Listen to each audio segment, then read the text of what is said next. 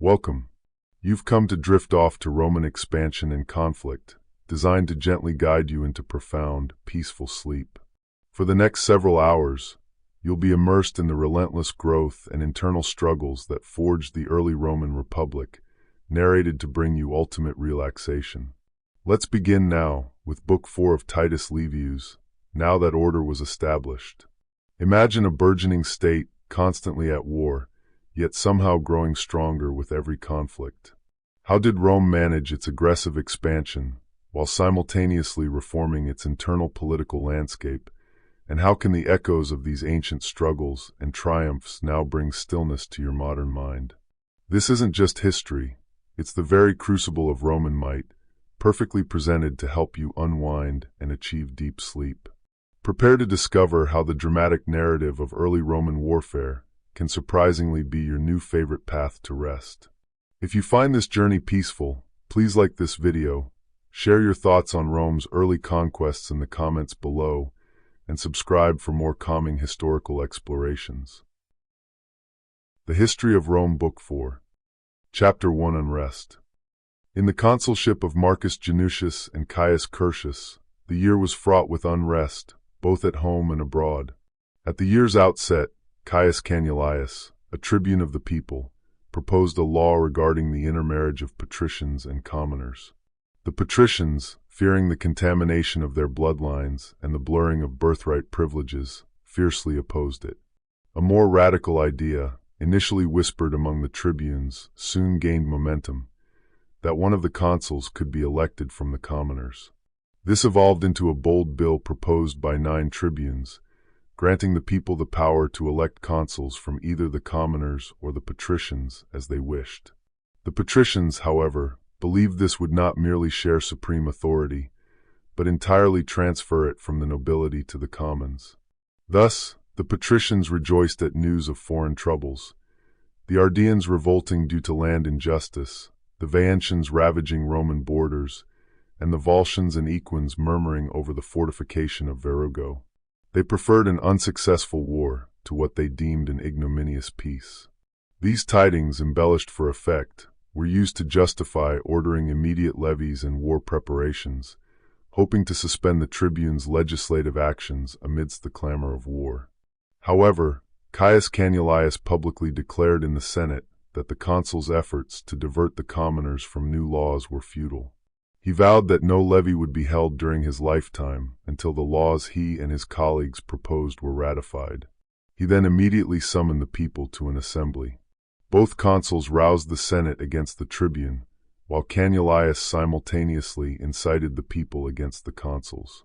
The consuls argued that such tribunician frenzies could no longer be endured. They claimed Rome faced more internal hostility than external threats, attributing this not only to the commoners and tribunes, but also to the patricians and consuls themselves. They asserted that in Rome, the highest reward was for sedition, and that it had always been a source of honor for individuals and groups. They urged the senators to recall the majesty of the Senate inherited from their ancestors and consider what they would transmit to their children. They warned that there would be no end to this unrest as long as sedition was rewarded with honor. The consuls condemned Cannulius's schemes, accusing him of attempting to confound family rank, disturb public and private auspices, and abolish all distinctions. They feared a future where no one would know their lineage or religious affiliation, where promiscuous intermarriages would reduce commoners and patricians to the level of wild beasts, leaving offspring ignorant of their bloodline and faith, half patrician and half commoner. They declared it insufficient that all things divine and human should be confounded. These disturbers of the common people, they claimed, were now aiming for the consulship. They had begun by merely suggesting the idea of a commoner consul, and now they proposed that the people could appoint consuls from either order. The consuls predicted the appointment of only the most turbulent individuals, envisioning a future with Canulii and Icilii as consuls. They prayed that Jupiter would not allow such a degradation of imperial majesty, vowing to die 1,000 deaths rather than endure such disgrace. They believed their ancestors, if they had foreseen the commoners becoming more intractable with each concession, would have resisted any struggle rather than accept such laws. Concessions regarding tribunes had only led to more demands. They concluded that tribunes of the commoners and patricians could not coexist. One office or order must be abolished. They urged that presumption and temerity be stopped, even if late. The consuls questioned whether it was right for the tribunes to sow discord, stir up neighboring states, and then prevent Rome from defending itself against the resulting dangers. They accused Cannuleius of inviting enemies and then refusing to allow levies. They highlighted Cannuleius's audacity in declaring that unless the patricians accepted his proposed laws, he would prevent the levy. They saw this as a threat to betray the country, to let it be attacked and captured. Such words, they argued, would embolden the Volscians, Aequians, and Veientians, not the Roman commoners. They wondered if these enemies would hope to scale the capital under Cannuleius's leadership if the tribunes robbed the patricians of their courage and majesty. The consuls concluded by stating their readiness to act against the wicked schemes of their countrymen before engaging the enemy. While these events unfolded in the Senate, Cannuleius passionately championed his laws and denounced the consuls. "Frequently before now," he declared, "I have observed how much the patricians despise you, Romans, and how unworthy they deem you to dwell within the same city walls. But now it is most clear in their determined opposition to our propositions. What else do we do but remind them that we are fellow citizens, inhabiting the same city, though not possessing the same power? Firstly, we demand intermarriage, a right usually granted to neighbors and even foreigners. We have granted full citizenship, which is more than intermarriage rights, even to vanquished enemies. Secondly, we propose nothing new. We merely reclaim and demand what belongs to the people, the right for the Roman people to confer honors on whomever they please. What, in the name of goodness, stirs such commotion? Why was I almost attacked just now in the Senate? Why do they threaten violence and insult a sacred and inviolable office? Will this city truly fall, and the empire be at stake, if the Roman people are granted free suffrage to bestow the consulship on whomever they choose? Is it the same whether a plebeian becomes consul as if one were to propose a slave or a slave's son for the office? Do you perceive the contempt in which you live? They would deny you the very light of day if they could. That you breathe, that you speak, that you possess human form, this excites their indignation. Indeed, as I hope for mercy, they claim it is contrary to religion for a plebeian to be consul. I ask you, though we are not admitted to the annals or the commentaries of the pontiffs, do we not know even what strangers know? That consuls succeeded kings, and that they possess no privilege or majesty not formerly inherent in kings.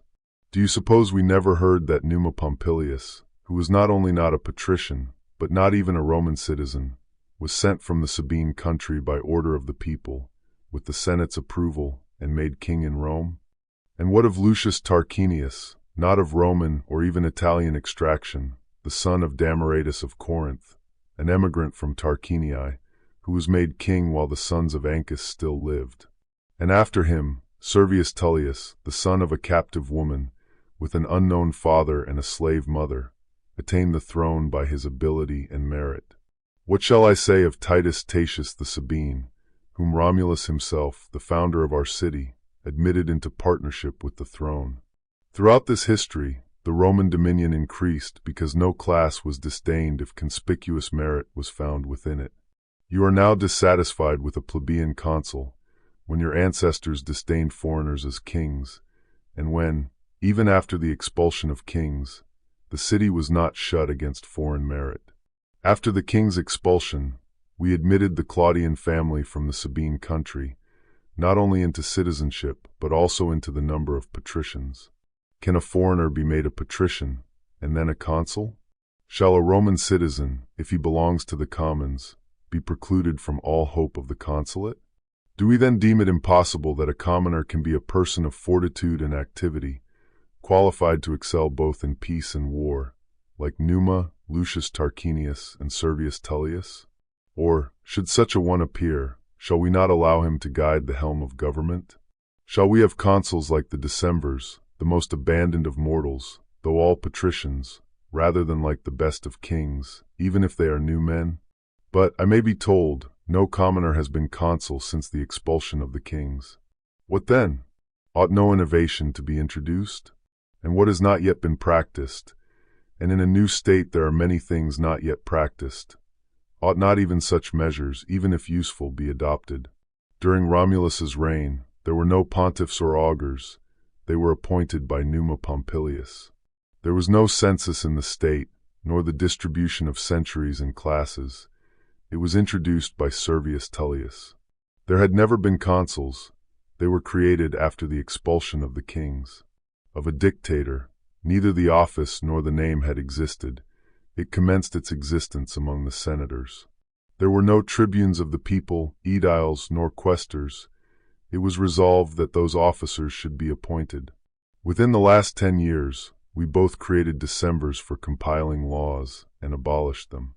Who can doubt that in a city destined for eternal duration, increasing to an immense magnitude, new civil offices, priesthoods, and rights of families and individuals may be established? This very matter, that there should not be the right of intermarriage between patricians and commoners, did not the decemvirs introduce within the last few years, to the utmost injury of the commoners, on a principle most detrimental to the public? Can there be a greater or more marked insult than that one portion of the state, as if contaminated, should be deemed unworthy of intermarriage? What else is it than to suffer exile within the same walls, actual rustication? They wish to prevent our being mixed with them by affinity or consanguinity, that our blood not be mingled with theirs. What if this casts a stain on that nobility of yours, which most of you, the progeny of Albans or Sabines, possess not by right of birth or blood, but by co-optation into the patricians, having been elected either by the kings, or after the expulsion of kings, by order of the people? Could you not keep it pure by private regulations, by neither marrying into the commons, and by not suffering your daughters or sisters to marry outside the patricians? No commoner would offer violence to a patrician maiden, such lust as that belongs to the patricians. None of them would oblige any man against his will to enter into a marriage contract. But that such a thing should be prevented by law, that the intermarriage of patricians and plebeians should be interdicted, that is what is insulting to the commoners. Why do you not combine in enacting a law that there shall be no intermarriage between rich and poor? That which has in all places and always been the business of private regulations, that a woman might marry into whatever family she has been engaged to, and that each man might take a wife out of whatever family he had contracted with, that you shackle with the restraints of a most tyrannical law, by which you sever the bonds of civil society and split one state into two. Why do you not enact a law that a plebeian shall not dwell in the neighborhood of a patrician, that he shall not go the same road with him, that he shall not enter the same banquet with him, that he shall not stand in the same forum? For what else is there in the matter if a patrician man weds a plebeian woman, or a plebeian a patrician? What right, pray, is thereby changed? The children surely go with the father. Nor is there anything which we seek from intermarriage with you, except that we may be held in the number of human beings and fellow citizens. Nor is there any reason why you contest the point, except that it delights you to strive for insult and ignominy to us. In a word, does supreme power belong to the Roman people or to you? By expelling kings, did you acquire dominion for yourselves, or equal liberty for all? The Roman people should be allowed to enact a law, if they so choose. Or will you decree a levy as punishment, simply because a bill is proposed? As soon as I, as tribune, begin to call the tribes to vote, will you, as consul, immediately force the younger men to take the military oath and lead them to camp? Will you threaten the commoners? Will you threaten the tribune? What if you have already twice experienced how little those threats availed against the united will of the people? Of course, it was because you wished to consult for our interest that you abstained from force. Or was there no contest because the stronger party was also the more moderate? Nor will there be any contest now, Romans. They will test your spirit, your strength they will not test. Therefore, consuls, the commoners are prepared to accompany you to these wars, whether real or fictitious, if, by restoring the right of intermarriage, you at last make this one state, if they can unite with you through private ties, if hope and access to honors are granted to men of ability and energy, if it is lawful to share in the government, if, as a result of equal freedom, it is allowed to obey and to govern in their turns in the distribution of annual offices. If anyone obstructs these measures, talk of wars, exaggerate them, no one will enlist, no one will take up arms, no one will fight for haughty masters, with whom there is no participation of honors in public, nor of intermarriage in private. When both consuls came into the assembly, the discussion shifted from long speeches to heated altercation. The tribune asked why a plebeian could not be a consul. An answer was given, perhaps true, but certainly inexpedient for the current dispute. No plebeian could have the auspices, and for this reason the Decemvirs had prohibited intermarriage, lest from uncertainty of descent the auspices might be vitiated. The commoners were particularly incensed by this, seeing themselves as hateful to the immortal gods and deemed unqualified to take auspices. Now, with the commoners having an energetic tribune and matching him in perseverance, there was no end to the contentions. Finally, the patricians, overpowered, agreed that the law regarding intermarriage should be passed. They hoped that by this means, the tribunes would either abandon or postpone the question of plebeian consuls until after the war. In the meantime, they believed the commoners, content with the intermarriage law, would be ready to enlist. With Cannulius renowned for his victory over the patricians and the favor of the commoners, the other tribunes were inspired to press for their own bill. They exerted all their might, and as war reports daily escalated, they obstructed the levy. The consuls, unable to conduct Senate business due to the tribunes' opposition, held meetings with leading men at their homes. It became evident they must concede victory either to their enemies or to their countrymen. Valerius and Horatius were the only consulars absent from these meetings. Caius Claudius advocated arming the consuls against the tribunes. However, the Quincii, both Cincinnatus and Capitolinus, were averse to bloodshed and to violating those whom, by the treaty with the commoners, they had recognized as sacred and inviolable. Through these meetings, a compromise was reached. Military tribunes with consular authority could be elected from patricians and commoners without distinction. However, no change would be made regarding the election of consuls. With this, both the tribunes and the commoners were content. An assembly was then proclaimed for electing 3 tribunes with consular power. Upon this proclamation, all who had promoted sedition by word or deed, especially former tribunes, began to solicit support and campaign in the forum. This initially deterred the patricians, first from despair of obtaining the honor due to the people's irritation, and then from indignation at having to share the office with such individuals. At length, however, they were compelled to stand as candidates, lest they appear to relinquish all share in the government. The election results showed that sentiments during a struggle for liberty and dignity differ from those when the contest is laid aside and judgment is unbiased. The people elected all patricians as tribunes, content that plebeians had been taken into account. Where could one now find such moderation, disinterestedness, and elevation of mind in an individual as was then displayed by the entire people?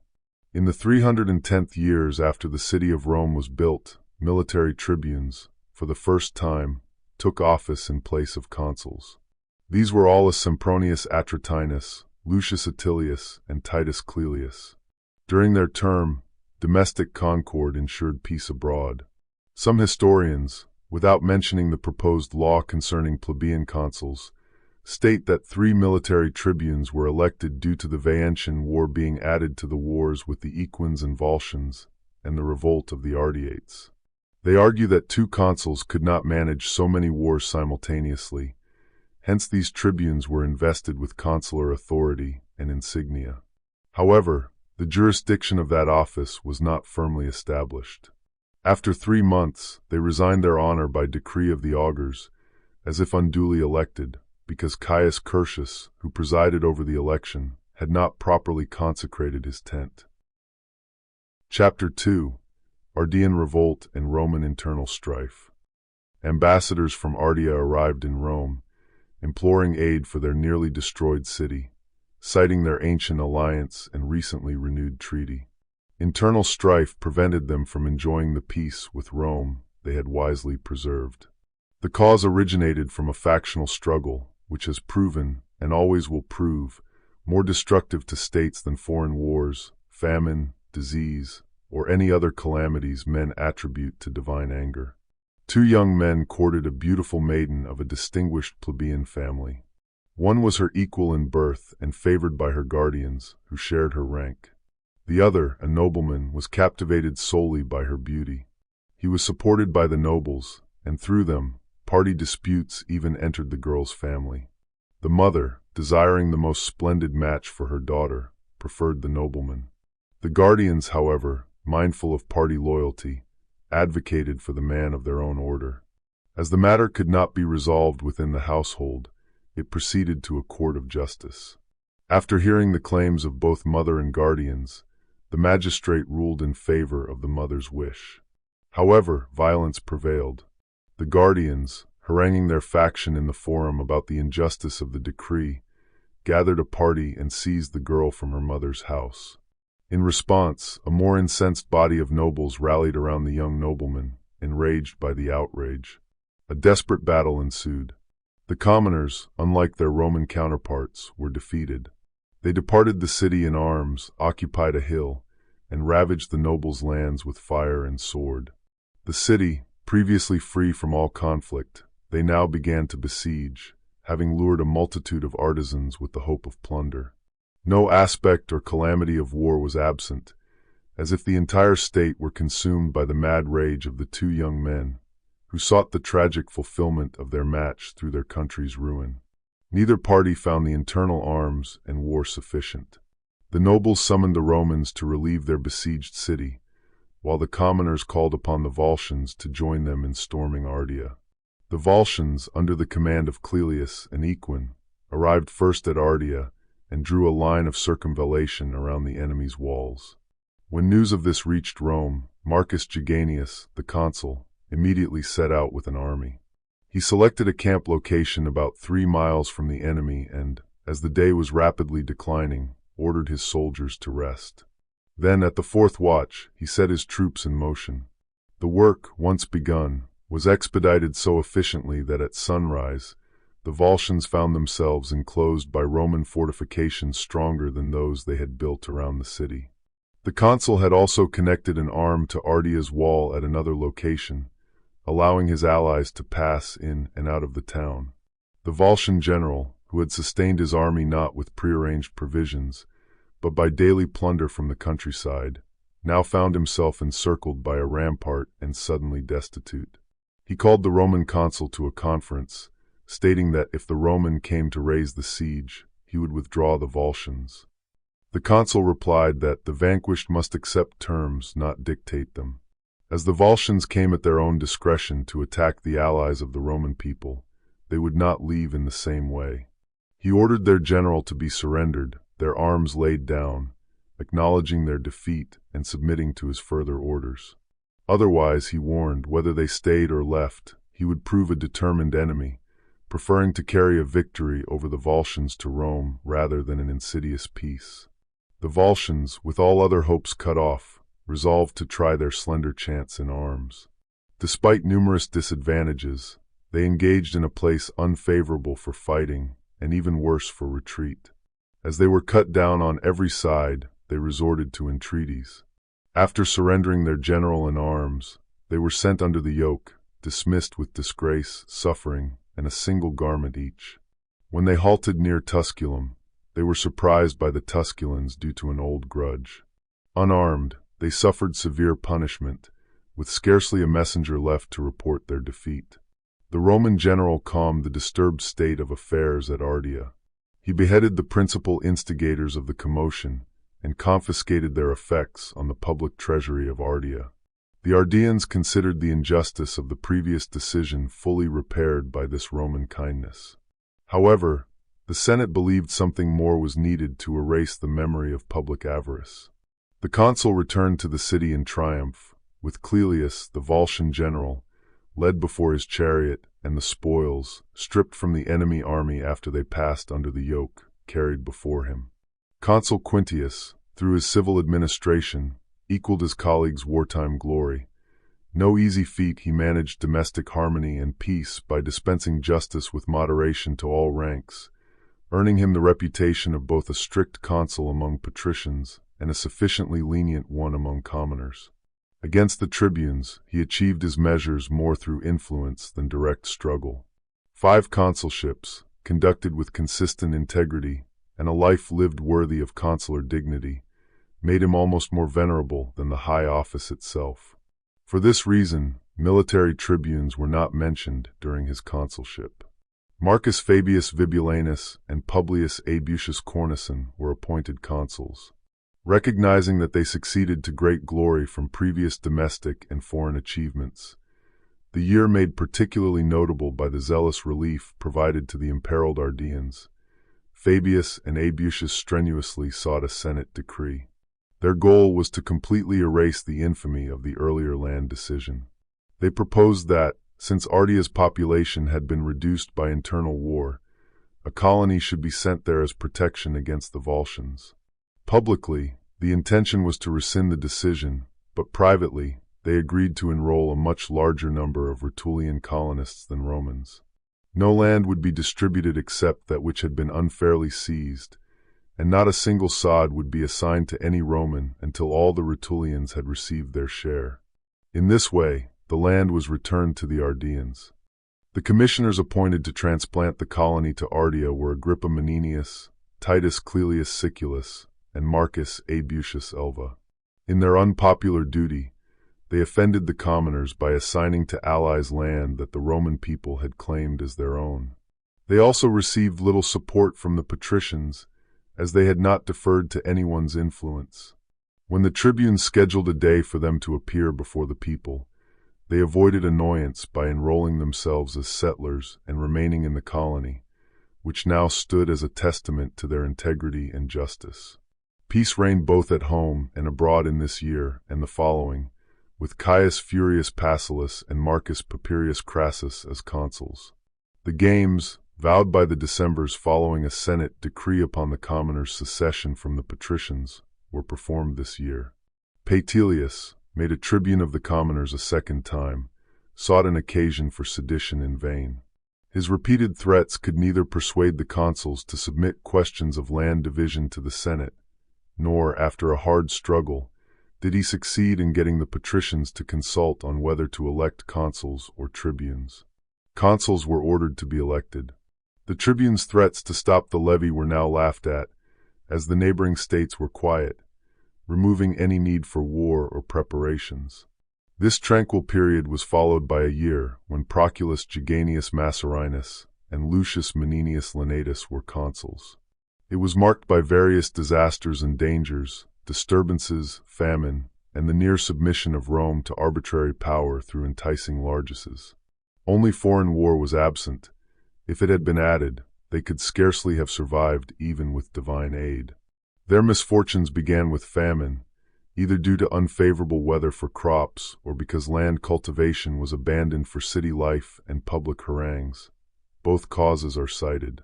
The patricians accused the commoners of idleness, while the tribunes complained of consular fraud or negligence. Finally, without senatorial opposition, the commoners prevailed in appointing Lucius Minucius as president of the market. He was destined to be more successful in preserving liberty in that office than in his specific duties, though he ultimately earned the people's gratitude and the glory of lowering food prices. Chapter 3: Famine and Social Unrest. Minucius made little progress in relieving the markets. His embassies to neighboring states by land and sea yielded negligible results, importing only an inconsiderable quantity of corn from Etruria.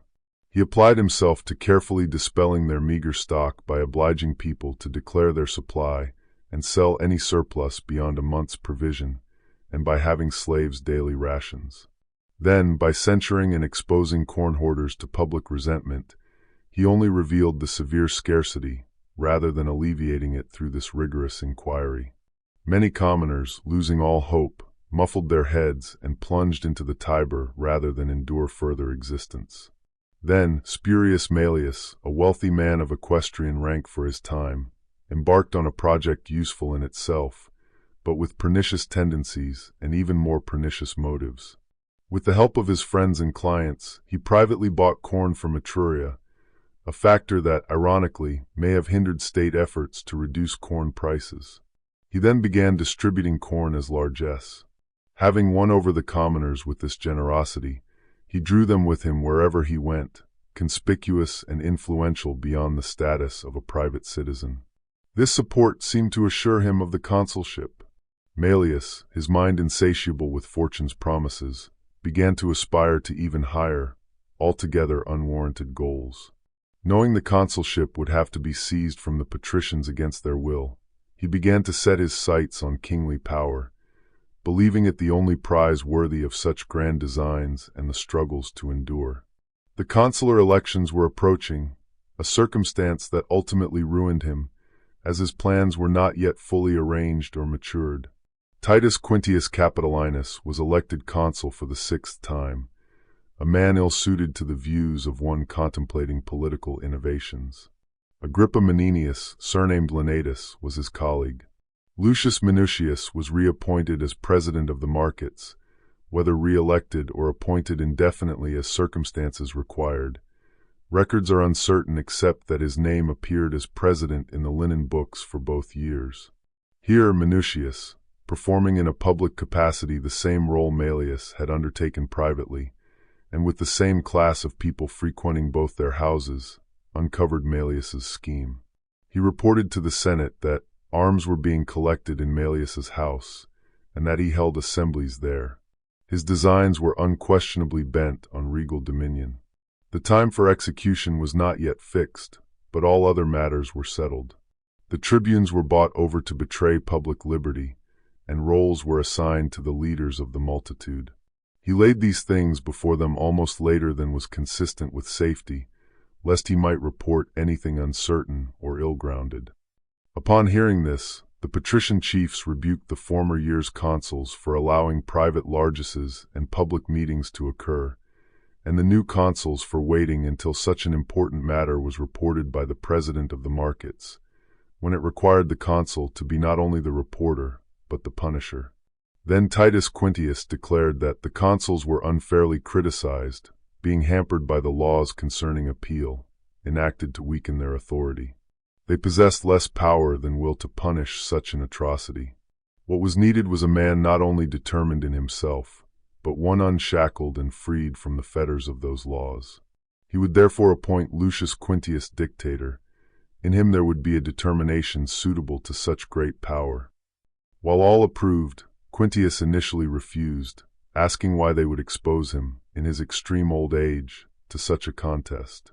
But when they all insisted that his aged mind held more wisdom and energy than all the rest, and loaded him with deserved praises, the consul maintaining his original determination, Cincinnatus at length prayed to the immortal gods that his old age might not prove a detriment or disgrace to the republic at so dangerous a juncture.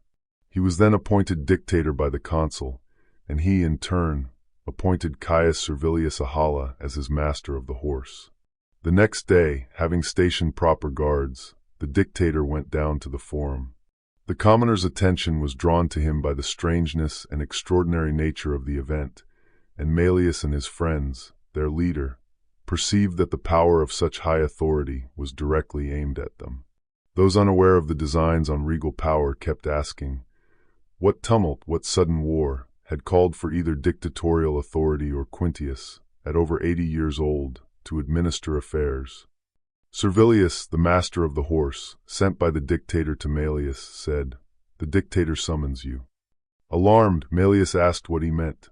Servilius stated that he must stand trial and answer the charge brought against him before the Senate by Minucius. Malleus retreated into the band of his adherents, and at first, looking around him, began to slink off.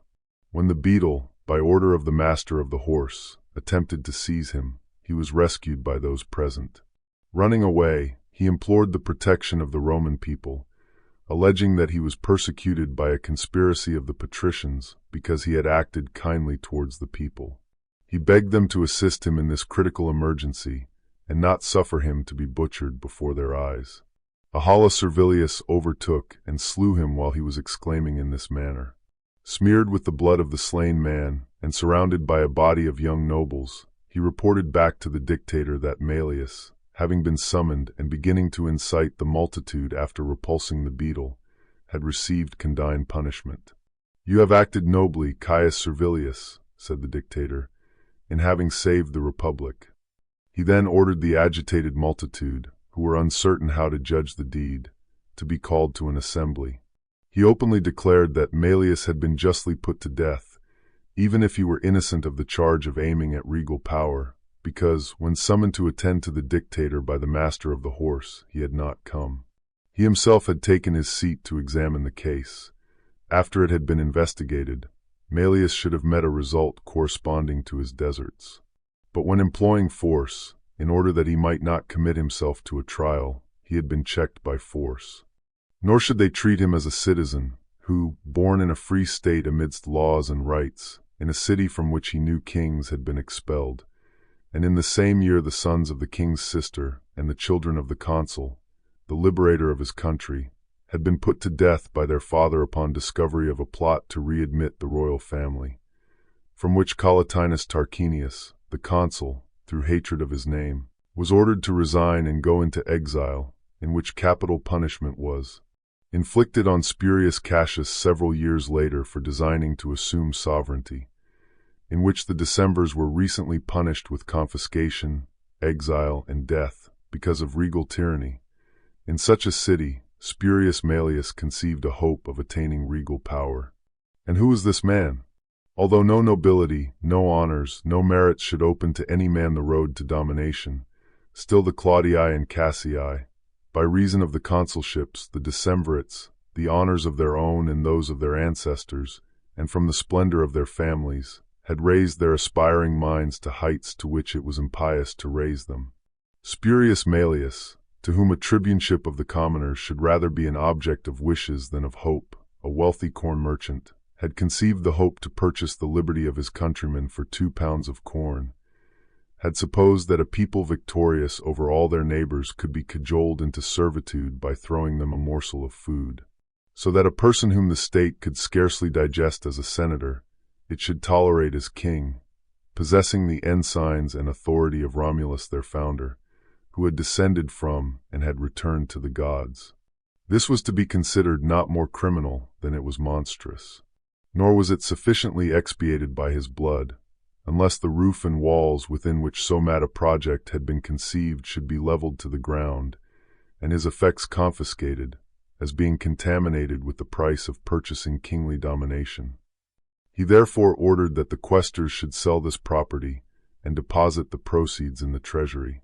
He then ordered Malleus's house to be immediately razed, so that the vacant ground might serve as a monument of nefarious hopes.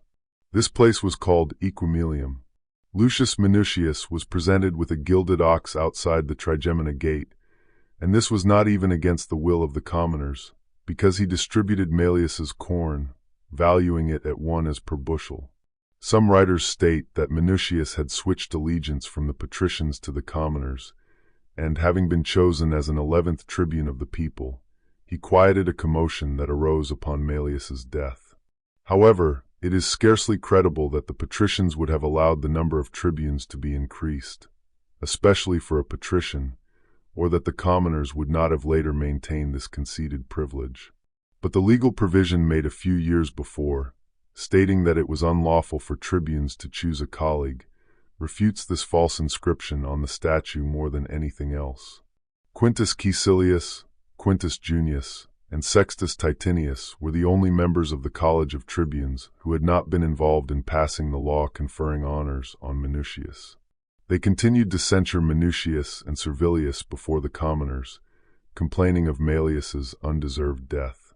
They succeeded, therefore, in having an election held for military tribunes rather than consuls, not doubting that among the 6 positions now allowed to be elected, some plebeians might also be appointed, especially by professing to avenge Malleus's death. However, despite being agitated that year by many commotions, the commoners elected no more than 3 tribunes with consular power. Among them was Lucius Quintius, son of Cincinnatus, from whose unpopular dictatorship an occasion for disturbance was sought. Mamercus Aemilius, a man of the highest dignity, was voted in before Quintius. In the third place, they appointed Lucius Julius. Chapter 4. Fidini Revolt and Military Campaigns. During their office, Fidini, a Roman colony, revolted to Lars Tolumnius, king of the Veientians, and to the Veientians themselves. To this revolt was added a more heinous crime. By order of Tolumnius, Caius Fulcinius, Clelius Tullus, Spurius Antius, and Lucius Roscius, Roman ambassadors sent to inquire into the reason for this new course of conduct, were put to death. Some mitigate the king's guilt, suggesting that an ambiguous remark of his during a lucky dice throw was mistaken by the Fidenations as an order for their execution, leading to the ambassadors' deaths. This is an incredible tale, that his thoughts should not have been drawn away from the game upon the arrival of the Fidenations, his new allies, when consulting him on a murder that violated the law of nations, and that the act was not afterwards viewed by him with horror. It is more probable that he wished the state of the Fidenations to be so compromised by their participation in such a great crime that they might not afterwards look to any hope from the Romans. Statues of the ambassadors slain at Fidini were set up in the rostra at public expense. A desperate struggle was imminent with the Veientians and Fidenations, who, besides being neighboring states, had commenced the war with such a heinous provocation. Therefore, with the commoners and their tribunes now quiet and attentive to the general welfare, there was no dispute regarding the election of Marcus Geganius Massarinus a third time, and Lucius Sergius Fidinas as consuls. The latter was so named, I suppose, from the war he later conducted, for he was the first who fought a successful battle with the king of the Veientians on this side of the Anio, though he did not obtain a bloodless victory. Greater grief was felt from the loss of their countrymen than joy from the defeat of the enemy. The Senate, as in an alarming crisis, ordered Mamercus Aemilius to be appointed dictator. He appointed as his master of the horse Lucius Quintius Cincinnatus, a youth worthy of his parents, from the college of the preceding year, which had included tribunes of the soldiers with consular power. To the levy held by the consuls were added old centurions well versed in war, and the number of those lost in the recent battle was replenished. The dictator ordered Lucius Quintius Capitolinus and Marcus Fabius Vibulanus to attend him as his lieutenants general. Both the supreme powers and the man suitable to such powers caused the enemy to move from Roman territory to the other side of the Anio. Continuing their retrograde movement, they occupied the hills between Fidini and the Anio, not descending into the plains until the Cilician troops came to their aid. Then, at last, the Etrurians' camp was pitched before the walls of Fidini. The Roman dictator took his post not far from there, at the confluence of both rivers, with lines run across between them, as far as he could extend his fortifications. The next day, he marched his army into the field. Among the enemy, there was a diversity of opinion. The Cilicians, impatient with the hardships of war far from home and confident in their own strength, earnestly demanded battle. The Veientians and Fidenations placed more hope in prolonging the war.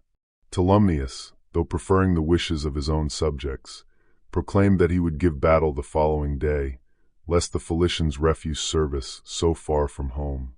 The dictator and the Romans took additional courage from the enemy, having declined battle. The next day, the soldiers exclaimed that they would attack the camp and the city if an opportunity for fighting was not afforded them. The armies advanced on both sides into the middle of the plain between the two camps. The Veientians, having a numerical advantage, sent a party around behind the mountains to attack the Roman camp during the heat of the battle. The army of the three states stood arrayed, so that the Veientians occupied the right wing, the Cilicians the left, while the Fidenations formed the center. The dictator charged the Cilicians on the right wing, Quintius Capitolinus charged the Veientians on the left, and the master of the horse advanced with the cavalry in the center. For a short time, all was silent and quiet. The Etrurians determined not to engage unless compelled, and the dictator looking back towards a Roman fort, awaiting a signal to be raised by the augurs, as had been agreed, once the birds had given a favorable omen. As soon as he perceived this, he ordered the cavalry to charge the enemy first, raising a loud shout. The line of infantry followed, engaging with great fury. Nowhere did the Etrurian legions withstand the shock of the Romans. The cavalry offered the greatest resistance, and the king himself, by far the bravest of the cavalry, charging the Romans as they pursued disorder in every direction, prolonged the contest. Among the cavalry was Aulus Cornelius Cassus, a tribune of the soldiers, distinguished for his handsome appearance, courage, and great physical strength. Mindful of his distinguished lineage, which he would leave even greater to his posterity, he observed that the Roman troops gave way wherever Tolumnius directed his charge. Recognizing the king by his royal apparel as he moved through the entire line, Cassus exclaimed, "Is this the infringer of human treaties and the violator of the law of nations? This victim I shall now slay, provided the gods wish that there should be anything sacred on earth, and shall offer him up to the manes of the ambassadors." Spurring his horse, he advanced against this single foe with a spear presented. After striking and unhorsing him, he immediately, with the help of his lance, sprang to the ground. As the king attempted to rise, Cassus threw him back again with the boss of his shield, and with repeated thrusts, pinned him to the earth. He then stripped the spoils from the lifeless body, cut off the head, and carrying it on the point of his spear, routed the enemy through terror upon seeing their king slain. Thus, the cavalry line, which alone had made the combat doubtful, was broken. The dictator closely pursued the routed legions and drove them to their camp with great slaughter. A greater number of Fidenations, familiar with the country, escaped to the mountains. Cassus, having crossed the Tiber with the cavalry, carried off great plunder from the Veientian territory to the city.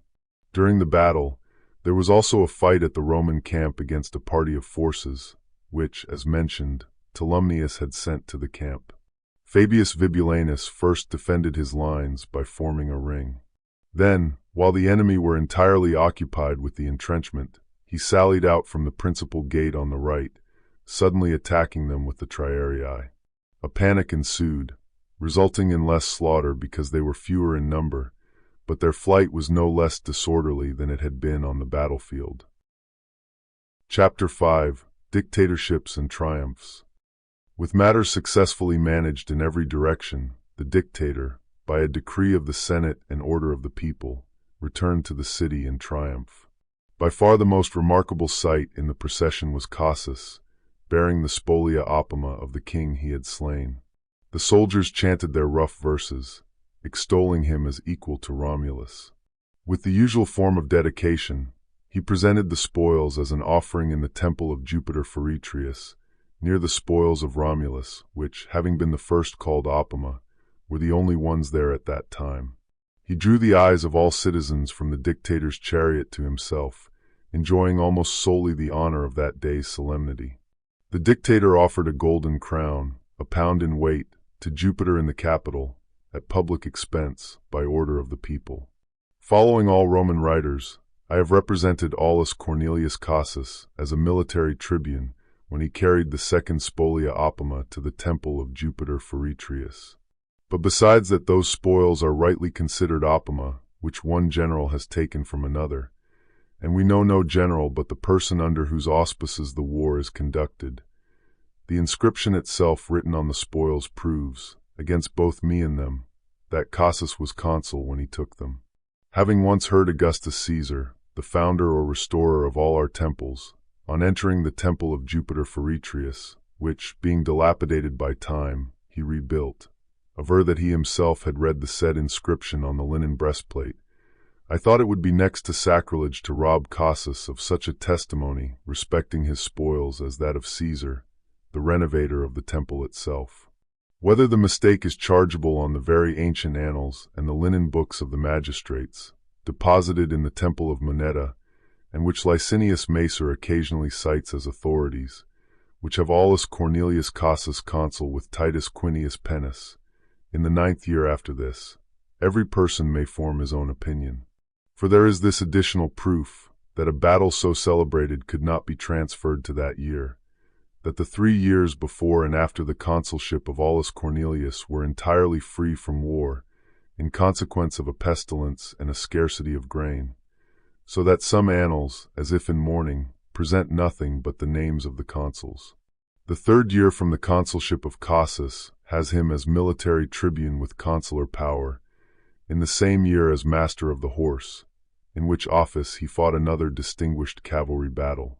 Conjecture is open on the matter, but, as I think, idle surmises may be turned to support any opinion. When the hero of the fight, having placed the recent spoils in the sacred repository, having before him Jove himself, to whom they were consecrated, and Romulus, no contemptible witnesses in case of a false inscription, entitled himself Aulus Cornelius Casus, consul, with Marcus Cornelius Meluginensis and Lucius Papirius Crassus as consuls, armies were led into the territories of the Veientians and Cilicians. Large numbers of men and cattle were driven off as spoils. The enemy was nowhere to be found on the land, and no opportunity of fighting was afforded. The cities, however, were not attacked because a pestilential disorder ran through the people. Disturbances were also sought at home, but not actually incited, by Spurius Maelius, tribune of the people. Thinking he might create some tumult through the popularity of his name, he had appointed a day of trial for Minucius, and proposed a law for confiscating the property of Servilius Ahala.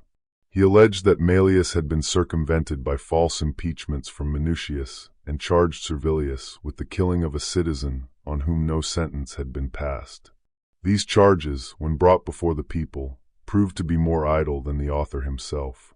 But the virulence of the disease now worsening was a greater concern, as were the terrors and prodigies, especially as reports came in that houses were falling throughout the country due to frequent earthquakes.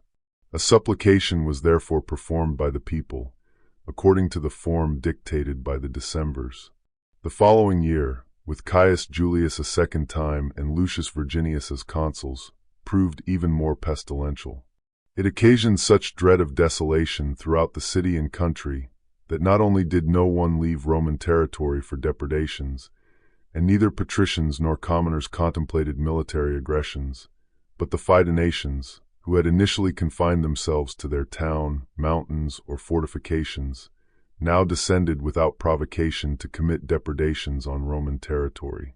Then, with the Veientian army called to their aid, for the Cilicians could not be induced to renew the war by either Roman distress or allied remonstrances, the two states crossed the Anio and displayed their ensigns not far from the Colline Gate. Great consternation arose, not only in the country, but also in the city. Julius, the consul, drew up his troops on the rampart and walls. The Senate was consulted by Virginius in the temple of Quirinus. It was determined that Aulus Servilius should be appointed dictator, some say with the cognomen of Priscus, others that of Structus. Virginius, after delaying to consult his colleague, with his permission, named the dictator at night. He appointed Posthumus Aebusius Elva as his master of the horse. The dictator ordered all to assemble at daybreak outside the Colline Gate. All who had sufficient strength to bear arms attended. The standards were quickly brought forth from the treasury and conveyed to the dictator. While these matters were in progress, the enemies retired to higher ground. Thither the dictator followed them with a determined army. Having engaged in a general battle not far from Nomentum, he routed the Etrurian legions. He then drove them into the city of Fidene and surrounded it with a rampart. However, the city could neither be taken by storm, being high and well fortified, nor was a blockade effective, because corn was supplied in abundance, not only for necessary consumption but also for plenty, due to previous stores. Thus, all hope of taking it by assault or forcing a surrender was lost. The dictator was determined to carry a sap into the citadel in places well known to him due to their proximity on the city's remote side, most neglected because it was best protected by its nature. He himself, by advancing up to the walls in the most remote places, with his army divided into 4 sections that were to relieve each other, maintained continuous fighting day and night. This prevented the enemy from perceiving the work until the mountain was dug through from the camp, opening a passage into the citadel. The Etrurians, distracted from the real danger by idle threats, realized their city was taken when they heard the enemy shouting overhead. That year, Caius Furius Pacilis and Marcus Geganius Masserinus, censors, approved the public edifice in the Campus Martius, and the census of the people was performed there for the first time.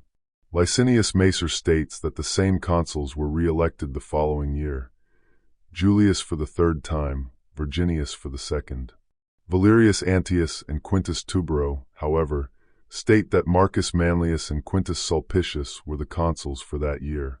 In these differing accounts, both Tubero and Macer cite the linen books as their authority. Neither denies that ancient historians said there were military tribunes that year. Licinius thinks we should unhesitatingly follow the linen books, while Tubero is uncertain as to the truth. But this, among other points, remains unsettled due to the passage of time. Alarm was raised in Etruria after the capture of Fidene.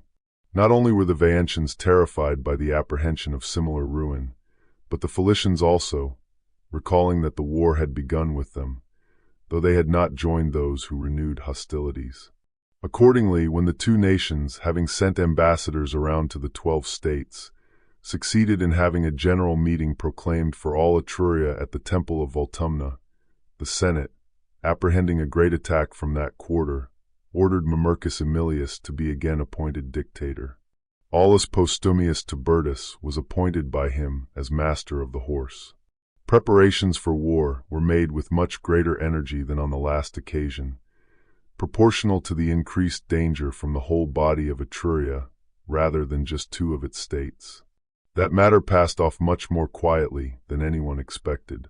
Therefore, when word was brought by certain traitors that aid was refused to the Veientians, and that they were told to prosecute with their own strength a war undertaken on their own separate views, and not to seek out persons as sharers in their distresses, to whom they had not communicated their hopes when flourishing, the dictator, lest his appointment be in vain, all opportunity for military glory now taken from him, desired to perform some work during peace that might serve as a memorial of his dictatorship.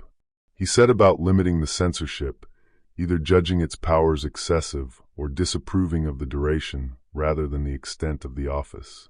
Accordingly, having summoned a meeting, he stated that the immortal gods had taken upon themselves that public affairs should be managed externally, and that general security should be ensured.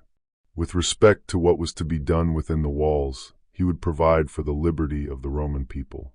But the most effective guarding of it was that offices of great power should not be of long continuance, and that a limit of time should be set to those to which a limit of jurisdiction could not be set. Other offices were annual, the censorship was quinquennial. It was a grievance to be subject to the same individuals for such a number of years in a considerable part of life's affairs. He would propose a law that the censorship should not last longer than a year and a half. Amid great public approbation, he passed the law the following day and declared, "That you may know, Romans, in reality, how little pleasing to me are offices of long duration, I resign the dictatorship." Having laid down his own office and set a limit to the office of others, he was escorted home with the congratulation and great goodwill of the people. The censors, resenting Mamercus's conduct for diminishing the duration of one of the Roman people's offices, degraded him from his tribe and, increasing his taxes eightfold, disfranchised him.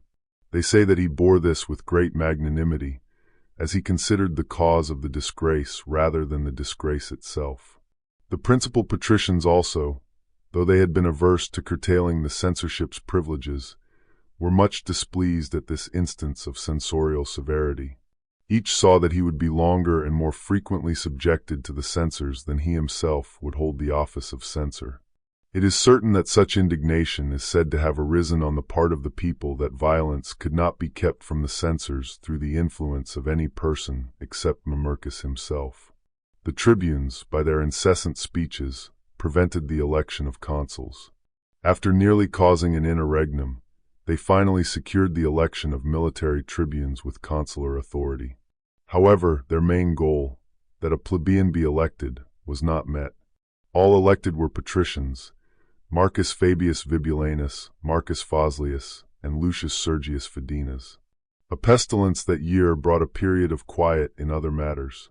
A temple was vowed to Apollo for the people's health. The duumvirs, guided by ancient texts, performed many rituals to appease the gods and avert the plague.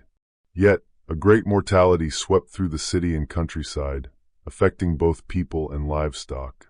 Fearing famine, they sent envoys to Etruria, the Pomptine district, Cumae, and eventually Sicily to procure grain. The following year, there was no mention of electing consuls. Military tribunes with consular authority were appointed, all patricians: Lucius Pinarius Mamercinus, Lucius Furius Metellinus, and Spurius Postumius Albus. The violence of the distemper abated that year, and the danger of famine was averted due to previous provisions. Meanwhile, in the assemblies of the Aequians, Volscians, and at the temple of Voltumna in Etruria, schemes for war were agitated. In Etruria, the matter was postponed for a year, with a decree that no meeting should be held before then, despite the Vaentian state's futile complaints that VI faced the same fate as Fidene. Back in Rome, the leaders of the common people had long pursued the hope of higher dignity in vain. With peace abroad, they held secret meetings in the homes of the tribunes of the commons. They complained that they were so despised that, despite military tribunes with consular authority having been appointed for many years, no plebeian had ever attained that honor. Their ancestors, they noted, had shown great foresight in ensuring that plebeian offices were not open to patricians. Otherwise, they argued, they would be forced to have patricians as tribunes of the commons, so little regard did even their own party show them. Others, however, absolved the commons, blaming the patricians for blocking their path to honor through intrigue. They asserted that if the commons were allowed to vote freely, without mixed entreaties and menaces, they would elect men from their own party and claim a share in the government. It was decided that to abolish all intrigue, the tribunes should propose a law: no one should be allowed to whiten his garment for canvassing purposes. This matter, seemingly trivial now, ignited fierce strife between the patricians and commons then. The tribunes prevailed in passing the law, and it became clear that in their present state of irritation, the commons would support their own party. To prevent this, a decree of the Senate was passed: the election for consuls should be held. The reason for this was the rising announced by the Hernicians and Latins on the part of the Aequians and Volscians. Titus Quintius Cincinnatus, son of Lucius, and Caius Julius Mento were elected consuls. The threat of war was no longer deferred. A levy was held under the devoting law, their most powerful means of conscription. Powerful armies set out and met at Algidum. There, the Aequians and Volscians fortified their camps separately, with their generals taking greater care than ever before to secure their positions and train their soldiers. This brought even more terror to Rome. The Senate wished for a dictator to be appointed. Though these nations had been often conquered, they now renewed hostilities with greater vigor.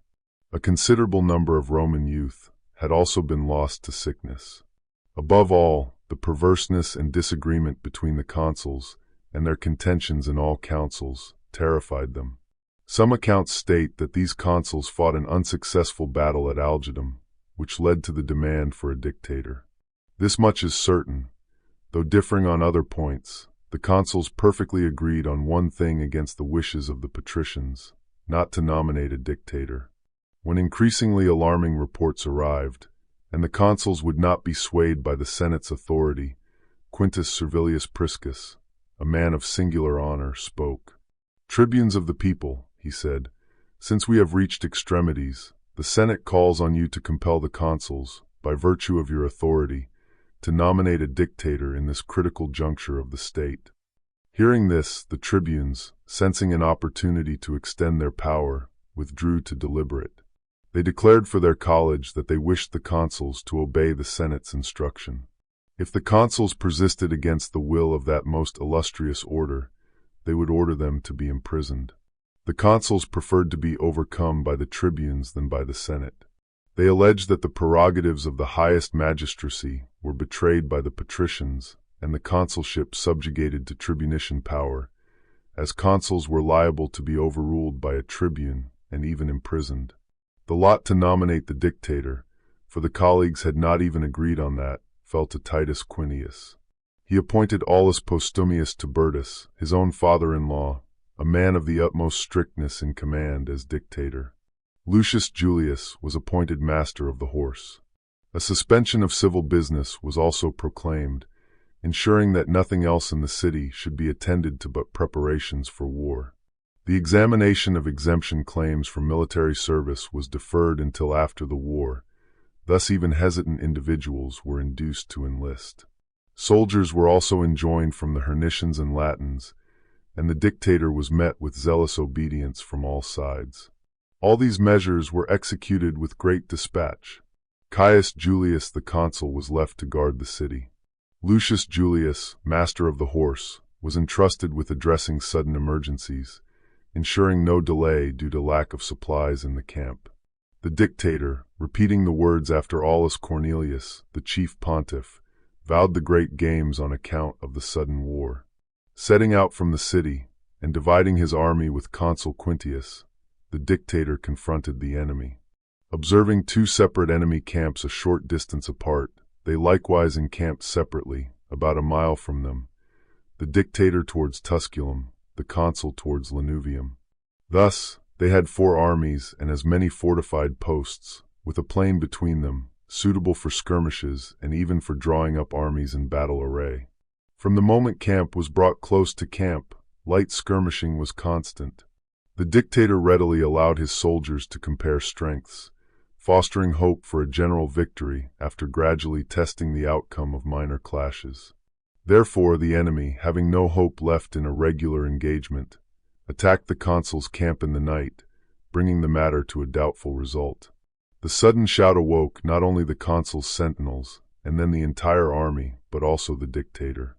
When instant action was required, the consul showed no deficiency in spirit or judgment. One part of the troops reinforced the guards at the gates, another manned the rampart.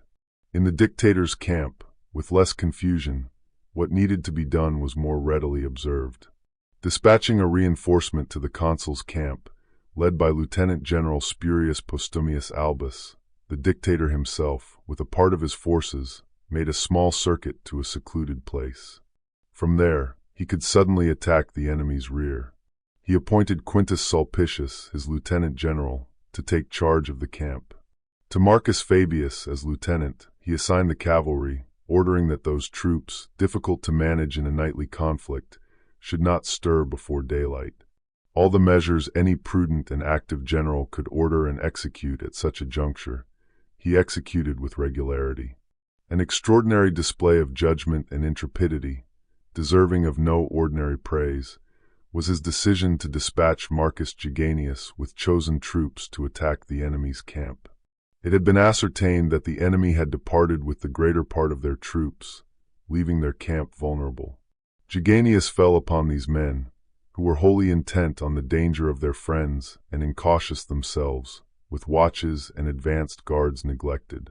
He took their camp almost before the enemy realized it was attacked. Then, when the signal given with smoke, as agreed upon, was perceived by the dictator, he exclaimed that the enemy's camp was taken and ordered it to be announced in every direction. The day was now breaking, revealing everything. Fabius attacked with his cavalry, and the consul sallied from the camp against the now disconcerted enemy. The dictator, from the other side, attacked their reserve and second line.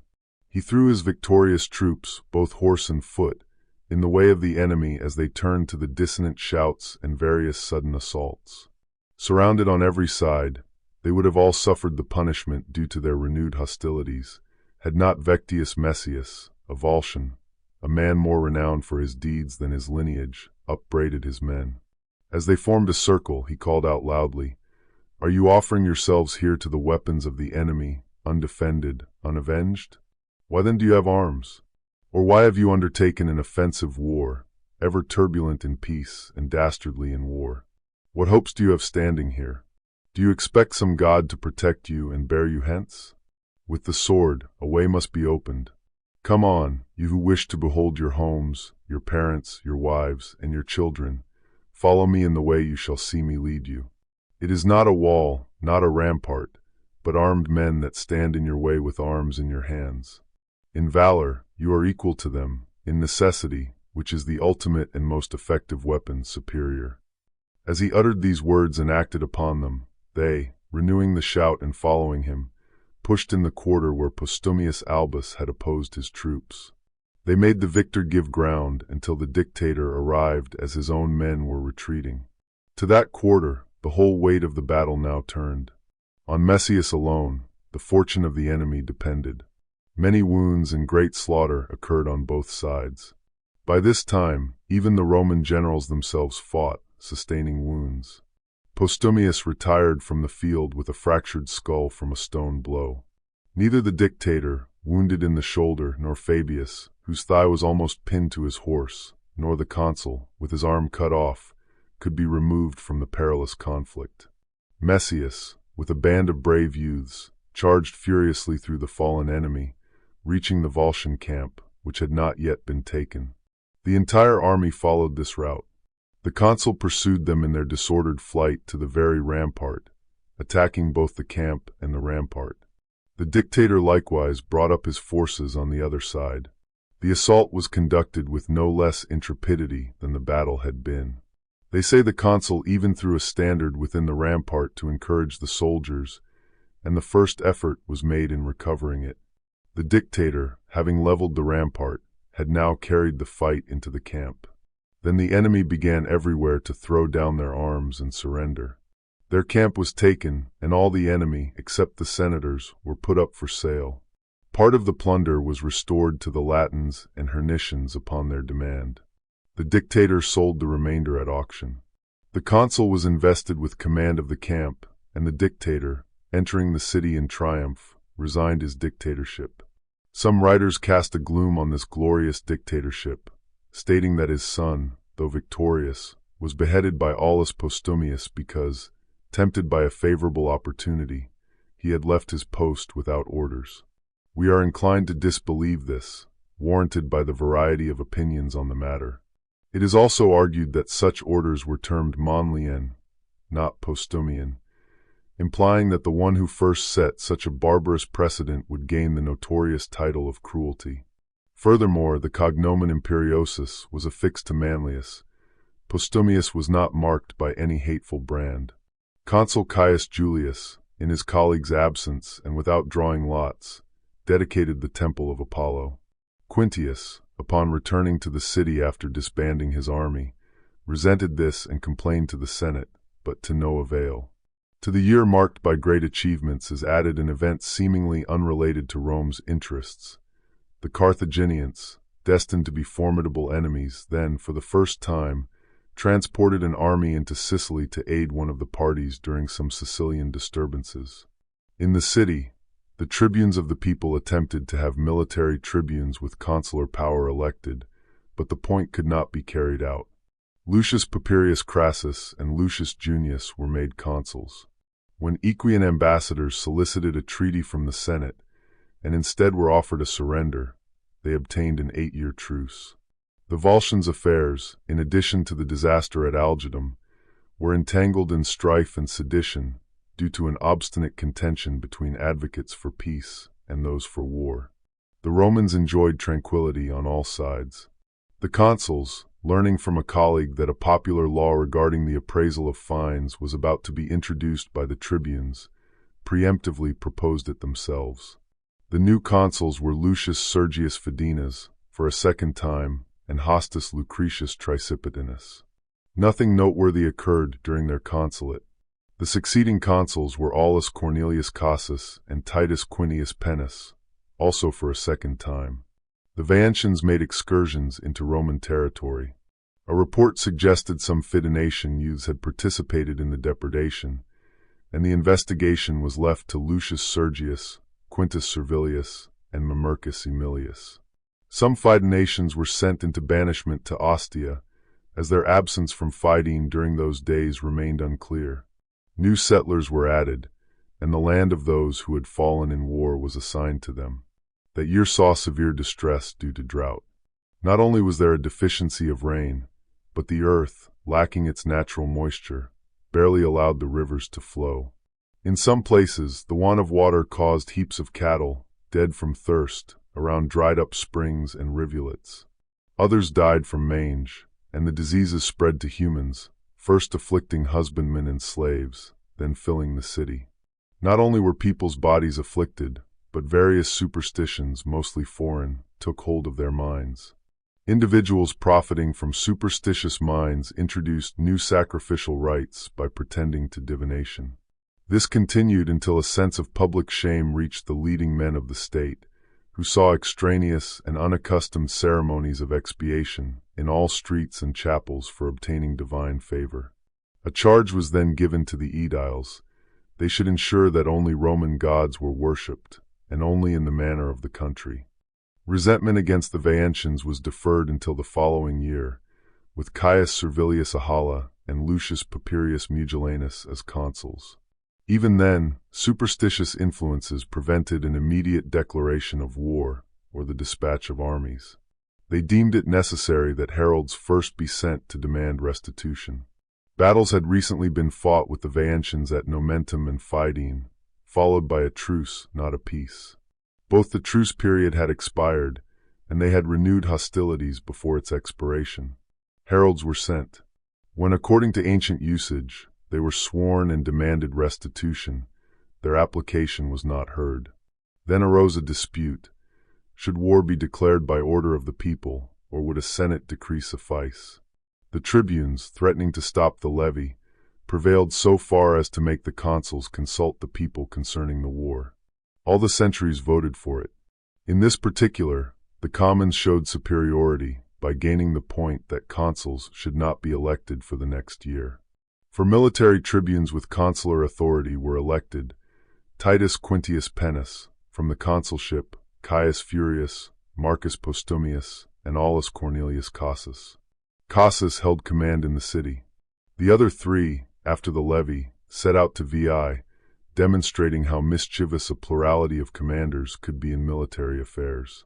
By each insisting on his own plans, with differing views, they left an opportunity for the enemy to gain an advantage.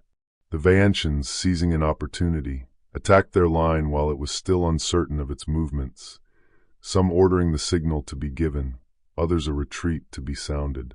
Their nearby camp received them in their confusion and retreat. Therefore, there was more disgrace than loss. The state, unaccustomed to defeat, became melancholy. They hated the tribunes and insisted on a dictator, as the state's hopes now seemed to rest on him. When a religious scruple interfered, that a dictator could not be appointed except by a consul, the augurs, when consulted, removed that scruple. Aulus Cornelius nominated Mamercus Aemilius, and Aemilius nominated Cornelius himself as master of the horse. So little did censorial animadversion avail that it did not prevent them from seeking a regulator of their affairs from a family undeservedly censured, as soon as the state's condition required genuine merit. The Veientians, elated with their success, sent ambassadors around the states of Etruria, boasting that they had beaten 3 Roman generals in an engagement. Though they could not effect public cooperation in their designs, they procured volunteers from all quarters, lured by the hope of plunder. Only the Fidenatian state was determined to renew hostilities. As if it would be impious to commence war without guilt, after staining their arms with the blood of the new settlers there, as they had previously with that of the ambassadors, they joined the Veientians. After this, the leading men of the 2 states consulted whether to select VI or Fidene as the seat of war. Fidene appeared more convenient. Accordingly, having crossed the Tiber, the Veientians transferred the war there. Great consternation spread in Rome. The army was recalled from VI, and that same army, dispirited by defeat, pitched camp before the Colline Gate. Armed soldiers were posted along the walls, and a suspension of all civil business was proclaimed in the Forum. Shops were closed, and every place became more like a camp than a city.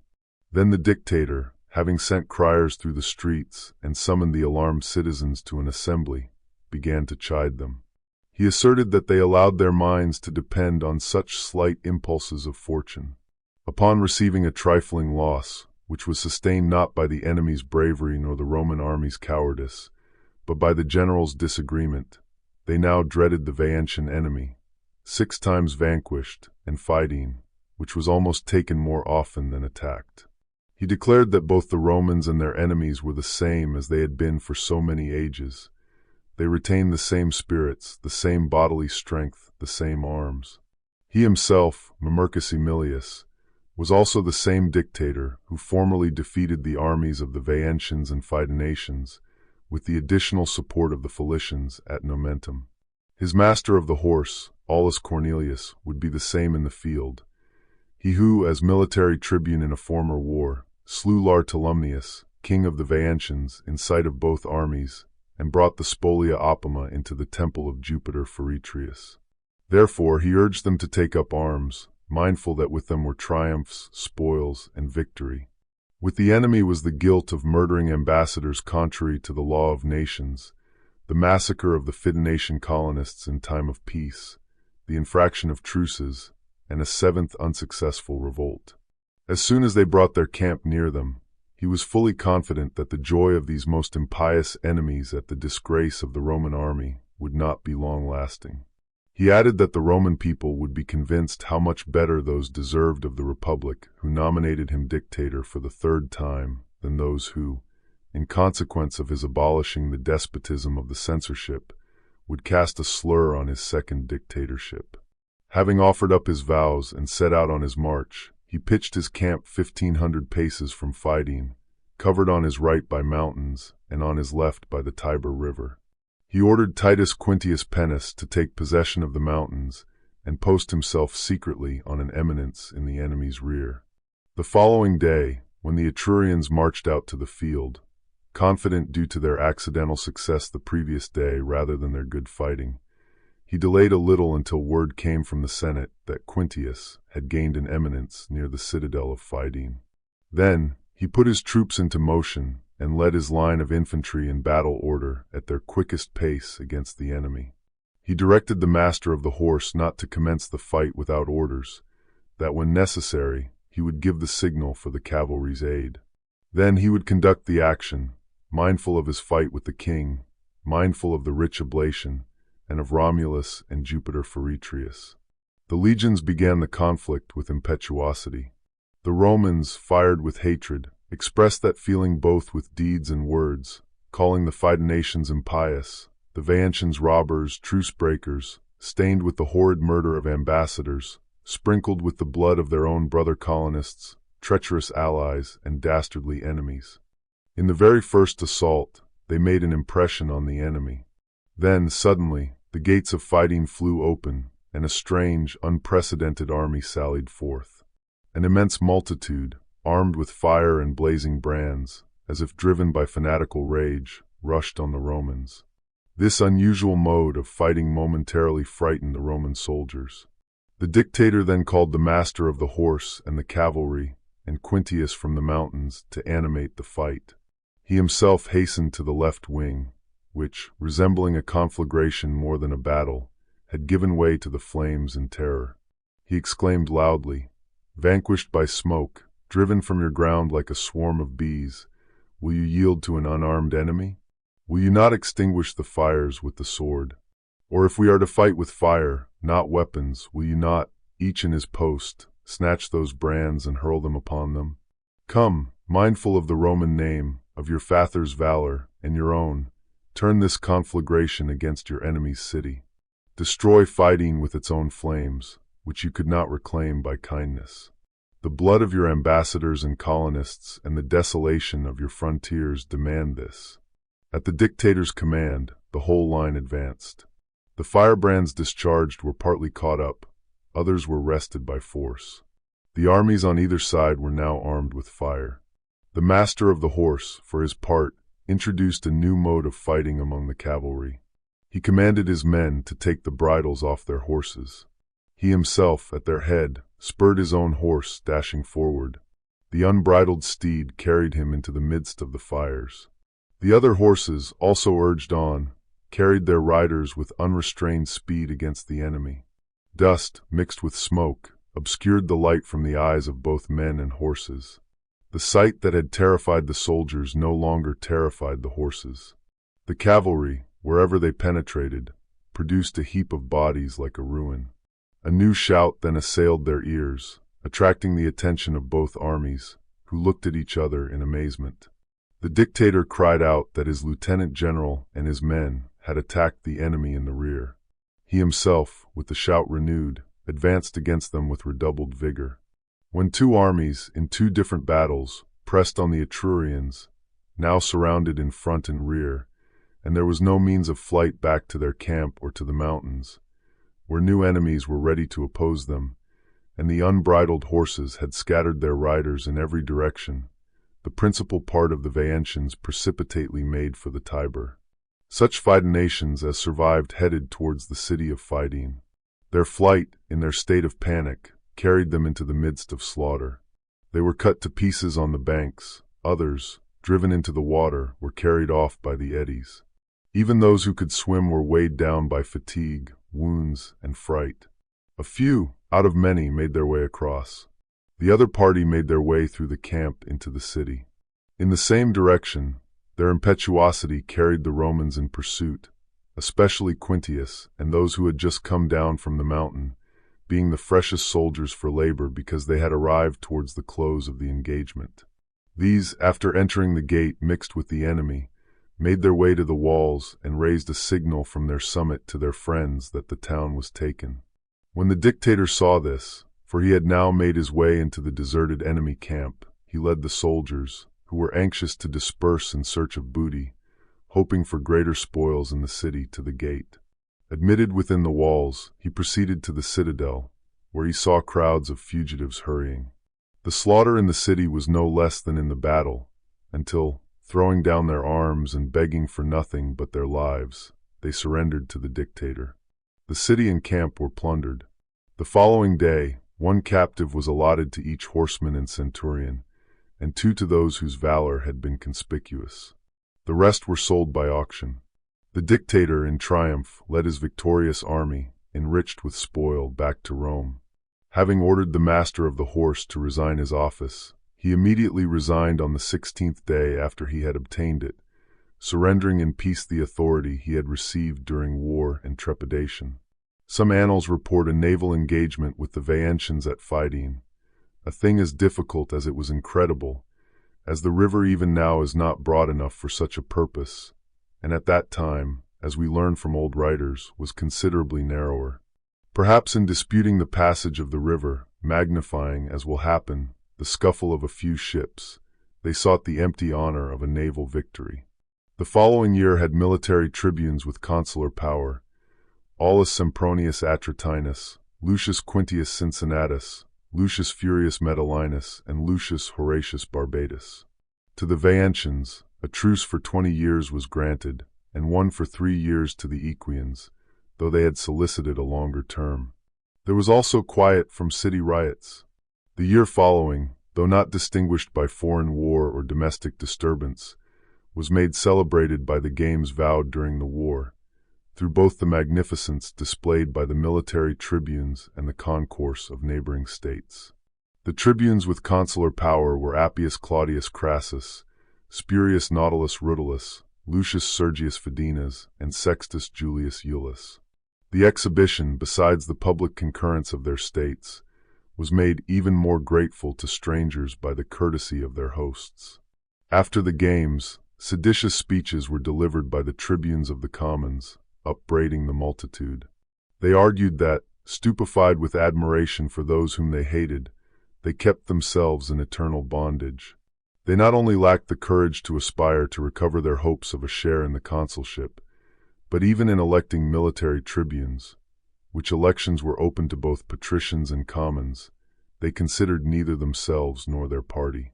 Therefore, they must cease being surprised why no one busied himself about the interests of the commons.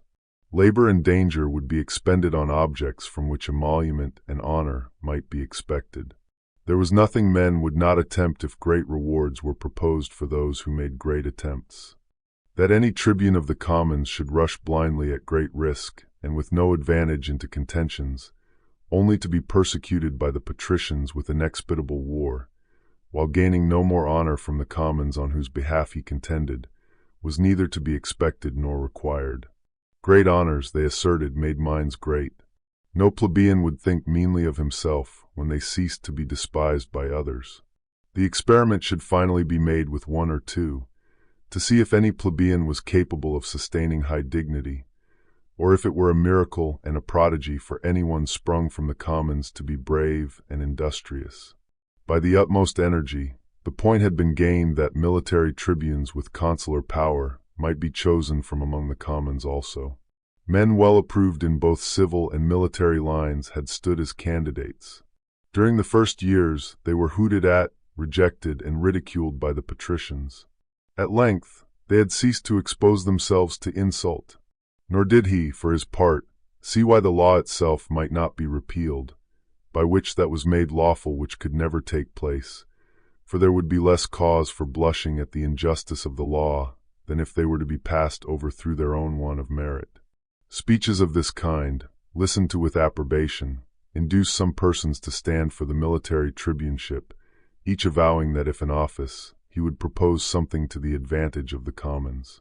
Hopes were held out of a distribution of public land, of colonies to be planted, and of money to be raised for the pay of soldiers by a tax imposed on property owners. Then an opportunity was seized by the military tribunes. During the absence of most persons from the city, when the patricians, recalled by a private intimation, were to attend on a certain day, a decree of the Senate was passed in the absence of the tribunes of the commons. It was reported that the Volscians had gone into the lands of the Hernici to commit depredations, so the military tribunes were to set out to examine the matter, and an assembly should be held for the election of consuls. Having set out, they left Appius Claudius, son of the Decemvir, as prefect of the city, a young man of great energy, and one who had, from his cradle, imbibed a hatred of the tribunes and the commons. The tribunes of the commons had nothing for which to contend, either with those now absent who had procured the Senate's decree, or with Appius, the matter being now over. Caius Sempronius Atratinus and Quintus Fabius Vibulanus were elected consuls. An event in a foreign country, but one deserving of record, is stated to have happened that year. Volturnum, a city of the Etrurians, now Capua, was taken by the Samnites. It was called Capua from their leader Capus, or more probably from its campaign grounds. They took possession of it after being admitted into a share of the city and its lands when the Etrurians had been previously much harassed in war. Afterward, the newcomers attacked and massacred the old inhabitants during the night, when on a festival day they had become heavy with wine and sleep. After these events, the consuls entered office on the Ides of December. Reports came in, not only from those specifically sent, but also from ambassadors of the Latins and Hernicians, warning of an impending Volscian war. They stated that the Volscians had never before been so determined in choosing commanders or raising an army. Their common sentiment was that either arms and war must be forever abandoned, and the yoke submitted to, or they must not yield to those with whom they contended for empire, in valor, perseverance, or military discipline. These accounts were not unfounded, yet the Senate was not greatly moved.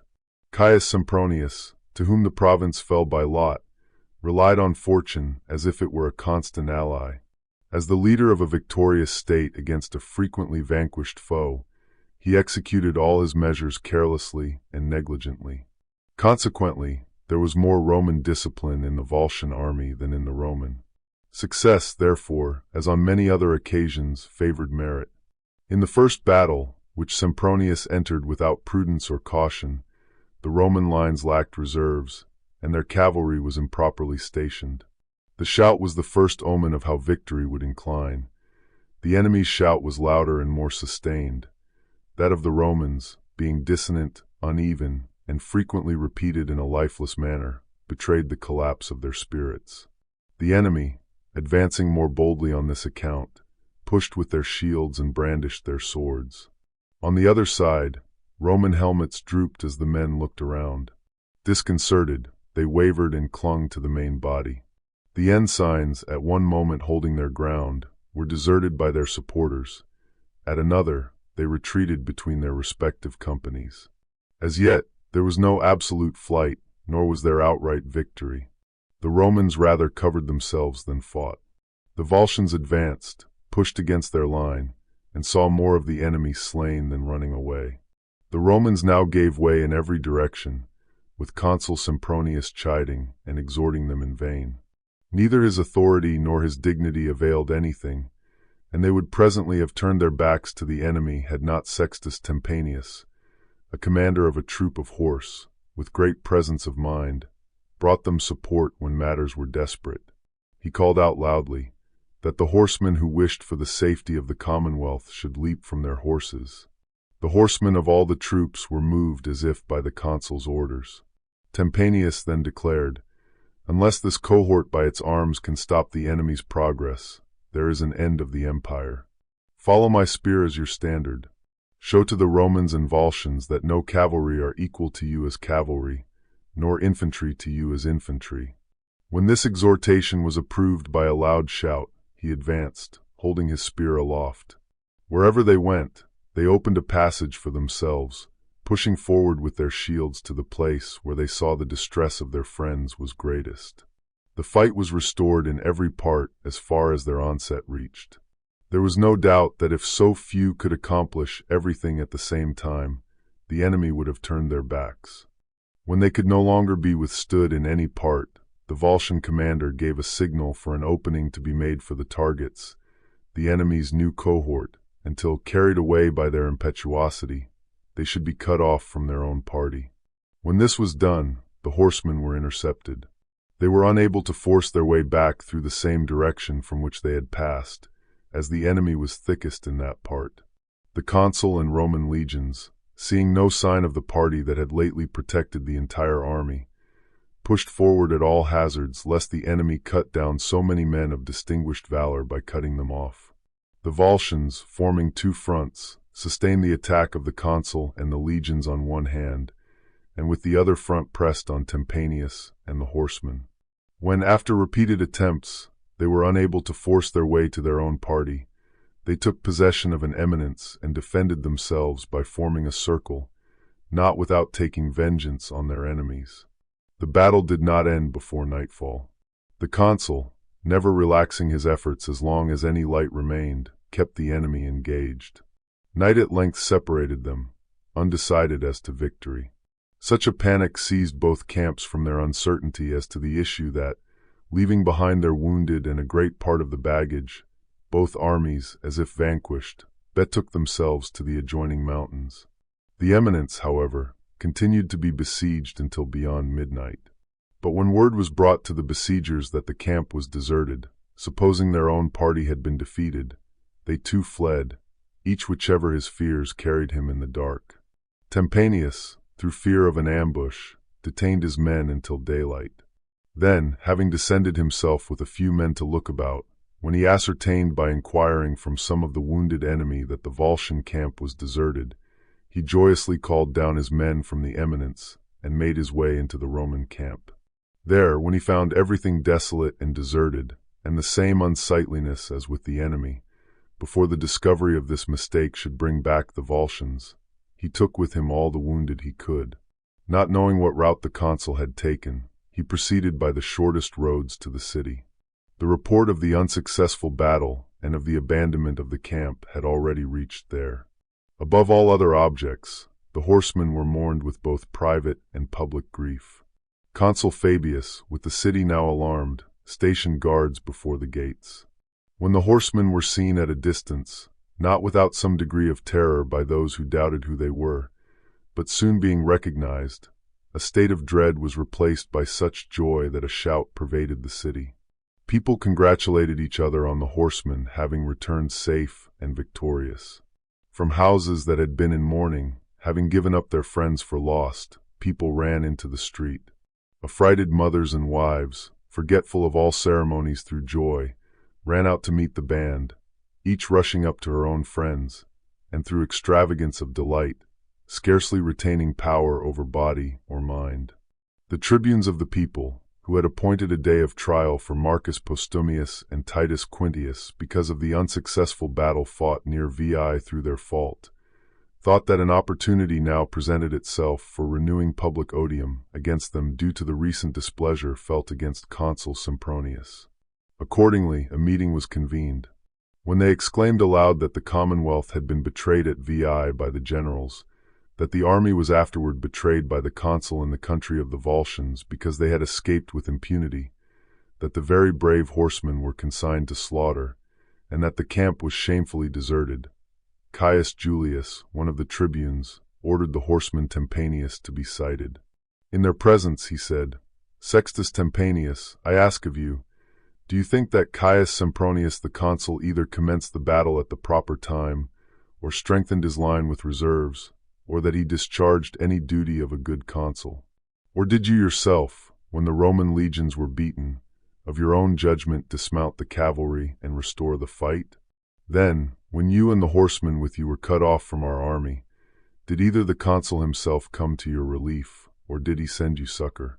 Then again, on the following day, had you any assistance anywhere? Or did you and your cohort, by your own bravery, make your way into your camp? Did you find a consul or an army in the camp, or did you find the camp forsaken, the wounded soldiers left behind? These things are to be declared by you this day, as becomes your valor and honor, by which alone the Republic has stood its ground on this day. In a word, where is Caius Sempronius? Where are our legions? Have you been deserted, or have you deserted the consul and the army? In a word, have we been defeated, or have we gained victory?" In answer to these questions, Tempanius's language is said to have been entirely devoid of elegance, but firm as befitted a soldier, not vainly parading his own merits, nor exulting in the inculpation of others.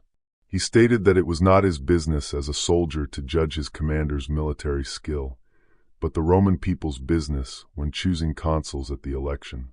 Therefore, they should not require from him a detail of the plans to be adopted by a general, nor of the qualifications to be looked for in a consul, matters that required consideration by great minds and capacities. But what he saw he could state. Before he was separated from his own party, he saw the consul fighting in the first line, encouraging his men, actively employed amidst the Roman ensigns and the enemy's weapons. He was afterward carried out of sight of his friends. From the din and shouting, he perceived that the contest was protracted until night. Nor did he think it possible, given the great numbers of the enemy, that they could force their way to the eminence he had seized. Where the army might be, he did not know. He supposed that just as he protected himself and his men by taking advantage of situations when in danger, so too the consul, to preserve his army, had selected a more secure place for his camp. Nor did he think that the affairs of the Volscians were in a better condition than those of the Roman people. He concluded that fortune and the night had occasioned a multitude of mistakes on both sides. Then, when he begged that they would not detain him, fatigued with toil and wounds, he was dismissed with high encomiums, not more on his bravery than his modesty. While these things were going on, the consul was at the Temple of Rest on the road leading to Lavici. Wagons and other conveyances were sent there from the city and took up the army, exhausted by the action and the night travel. Soon after, the consul entered the city, no more anxious to remove blame from himself than to bestow on Tempanius the praises so well deserved. While the citizens were still sorrowful due to their ill success and incensed against their leaders, Marcus Postumius, being arraigned and brought before them, he who had been a military tribune with consular power at Veii, was condemned in a fine of 10,000 asses in weight of brass. His colleague, Titus Quintius, who endeavored to shift the entire blame of that period onto his previously condemned colleague, was acquitted by all the tribes. This was because, both in the country of the Volscians as consul, he had conducted business successfully under the auspices of the dictator Postumius Tiburtus, and also at Fidene as lieutenant general of another dictator, Mamercus Aemilius. The memory of his father, Cincinnatus, a man highly deserving of veneration, is said to have been serviceable to him, as also Capitolinus Quintius, now advanced in years, humbly entreating that they would not suffer him, who had so short a time to live, to be the bearer of such dismal tidings to Cincinnatus. The commons elected as tribunes of the people, though absent, Sextus Tempanius, Aulus Cellius, Sextus Antiscius, and Spurius Icilius, whom the horsemen, by Tempanius's advice, had appointed to command them as centurions. The Senate, inasmuch as the name of consuls was now becoming displeasing due to the hatred felt towards Sempronius, ordered that military tribunes with consular power should be elected. Those elected were Lucius Manlius Capitolinus, Quintus Antonius Merenda, and Lucius Papirius Mugellanus. Chapter 6. Political Rivalries and Public Trials. At the very start of the year, Lucius Hortensius, a tribune of the people, set a trial date for Caius Sempronius, a consul from the previous year. Sempronius's 4 colleagues, in full view of the Roman populace, pleaded with Hortensius not to harass their blameless general, arguing that only fortune could be faulted for his actions. Hortensius took offense, perceiving this as a challenge to his resolve, and believing the accused relied not on mere showy entreaties from the tribunes, but on their direct protection. Turning to Sempronius, he demanded, "Where are those patrician heirs? Where is the spirit, confident in conscious innocence? That a man of consular dignity takes shelter under the shadow of the tribunes?" Then, addressing his colleagues, he pressed, "What do you intend to do if I proceed with the prosecution? Will you seize jurisdiction from the people and overturn tribunician authority?" They responded that, with respect to Sempronius and all others, the power of the Roman people was supreme. They had neither the will nor the power to abolish the people's judgment. But if their entreaties for their commander, who was like a parent to them, were to prove ineffectual, then they would change their apparel along with him. Upon hearing this, Hortensius declared, "The commons of Rome shall not see their tribunes in the garb of culprits." To Caius Sempronius, I have nothing more to say since, when in office, he achieved this good fortune, to be so dear to his soldiers. Neither the dutiful loyalty of the 4 tribunes, nor Hortensius's willingness to yield to their just entreaties, was more appreciated by both the commons and the patricians. Fortune no longer favored the Aequians, who had claimed the Volscians' uncertain victory as their own. In the following year, with Numerius Fabius Vibulanus and Titus Quintius Capitolinus as consuls, nothing remarkable was accomplished under Fabius, to whom that province had fallen by lot. When the Aequians merely displayed their dastardly army, they were routed by a shameful flight, bringing no great honor to the consul. Therefore a triumph was refused. However, for erasing the ignominy of Sempronius's defeat, he was allowed to enter the city with an ovation. Just as the war ended with less difficulty than apprehended, an unexpected surge of dissension arose in the city between the commons and patricians. This began with a proposal to double the number of quaestors. While the patricians highly approved of this measure, that, besides the 2 city quaestors, 2 should attend the consuls for military duties, the tribunes of the commons opposed it. They contended that half the quaestors should be appointed from the commons, as up to that time, all quaestors had been patricians. Initially, both the consuls and patricians resisted with all their might. Then, by conceding that the people's will should be equally free in the case of quaestors, as they enjoyed in the election of tribunes with consular power, they had little effect and eventually abandoned the entire matter of increasing the number of quaestors. When relinquished, the tribunes took it up, and other seditious schemes continually emerged, including the agrarian law. Due to these disturbances, the Senate desired consuls to be elected rather than tribunes, but no Senate decree could be passed due to tribunician protests. The government, from being consular, transitioned to an interregnum, and not even that without a great struggle, as the tribunes prevented the patricians from meeting. When the greater part of the following year was wasted in contentions by the new tribunes of the commons and some interreges, the tribunes at one time preventing the patricians from assembling to declare an interrex, at another preventing the interrex from passing a decree regarding the election of consuls. At length, Lucius Papirius Mugellanus, being nominated interrex, censured both the patricians and the tribunes of the people. He asserted that the state, deserted and forsaken by man, sustained itself by the providence and care of the gods, through the Vaentian truce and the dilatoriness of the Aequians.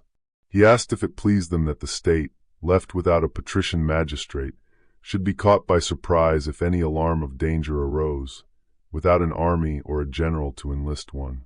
Will they repel a foreign war with an intestinal one? And if they both meet, the Roman state can scarcely be saved, even by the aid of the gods, from being overwhelmed. They, by each resigning a portion of their strict right, should establish concord by a compromise. The patricians, by allowing military tribunes with consular authority to be elected. The tribunes of the commons, by ceasing to protest against the four quaestors being elected promiscuously from the commons, and patricians by the free suffrage of the people. The election of tribunes was held first. Lucius Quintius Cincinnatus, for a third time, Lucius Furius Metellinus, for a second time, Marcus Manlius, and Aulus Sempronius Atratinus were chosen as tribunes with consular power. When the last-named tribune presided at the election of quaestors, and among several other plebeians, a son of Antistius, a plebeian tribune, and a brother of Sextus Pompilius, also a tribune of the commons, became candidates, neither the power nor interest of the latter availed at all to prevent those whose fathers and grandfathers they had seen as consuls from being preferred for their high birth. All the tribunes of the commons became enraged. Above all, Pompilius and Antistius were incensed at the rejection of their relatives. What could this mean? They asked. That neither through their own kindnesses, nor in consequence of the injurious treatment of the patricians, nor even through the natural desire of making use of their new right, as that is now allowed which was not allowed before, was any individual of the commons elected, if not a military tribune, not even a quaestor. That the prayers of a father on behalf of a son, those of one brother on behalf of another, had been of no avail, though proceeding from tribunes of the people, a sacrosanct power created for the support of liberty. There must have been some fraud in the matter, and Aulus Sempronius must have used more artifice at the elections than was compatible with honor. They complained that by his unfair conduct, their friends had been kept out of office. Accordingly, as no attack could be made on him, secured by his innocence and by the office he then held, they turned their resentment against Caius Sempronius, uncle to Atratinus. With the aid of their colleague Marcus Cornelius, they entered a prosecution against him on account of the disgrace sustained in the Volscian War. The same tribunes frequently mentioned the division of the lands in the Senate, a scheme Caius Sempronius had always most vigorously opposed. They supposed, as was indeed the case, that the accused, should he give up the question, would become less valued among the patricians, or by persevering up to the period of trial, he would give offense to the commons. He preferred to expose himself to the torrent of popular prejudice and to injure his own cause rather than be wanting to the public cause. He stood firm in the same sentiment, that no largess should be made, which was sure to turn to the benefit of the three tribunes, that it was not land sought for the people, but hatred for him, that he too would undergo that storm with a determined mind, nor should either himself nor any other citizen be of so much consequence to the Senate, that in showing tenderness to an individual, a public injury may be done. When the day of trial came, he, having pleaded his own cause with a spirit by no means subdued, was condemned in a fine of 15,000 asses, though the patricians tried every means to make the people relent.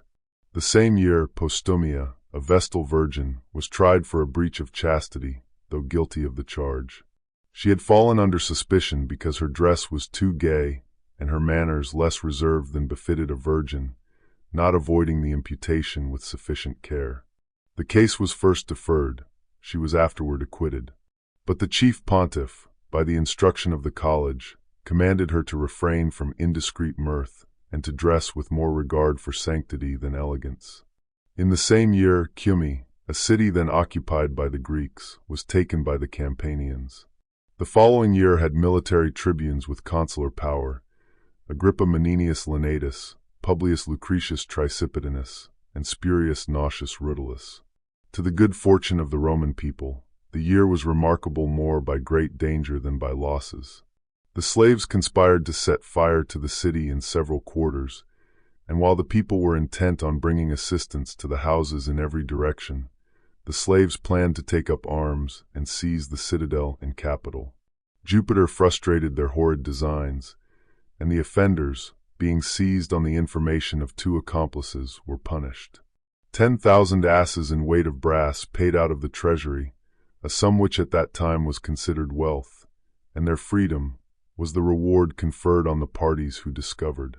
The Aequians then began to prepare for a renewal of hostilities, and an account was brought to Rome from good authority that new enemies, the Lavicanians, were forming a coalition with the old ones. The state had now become accustomed, as it were, to the annual arms of the Aequians.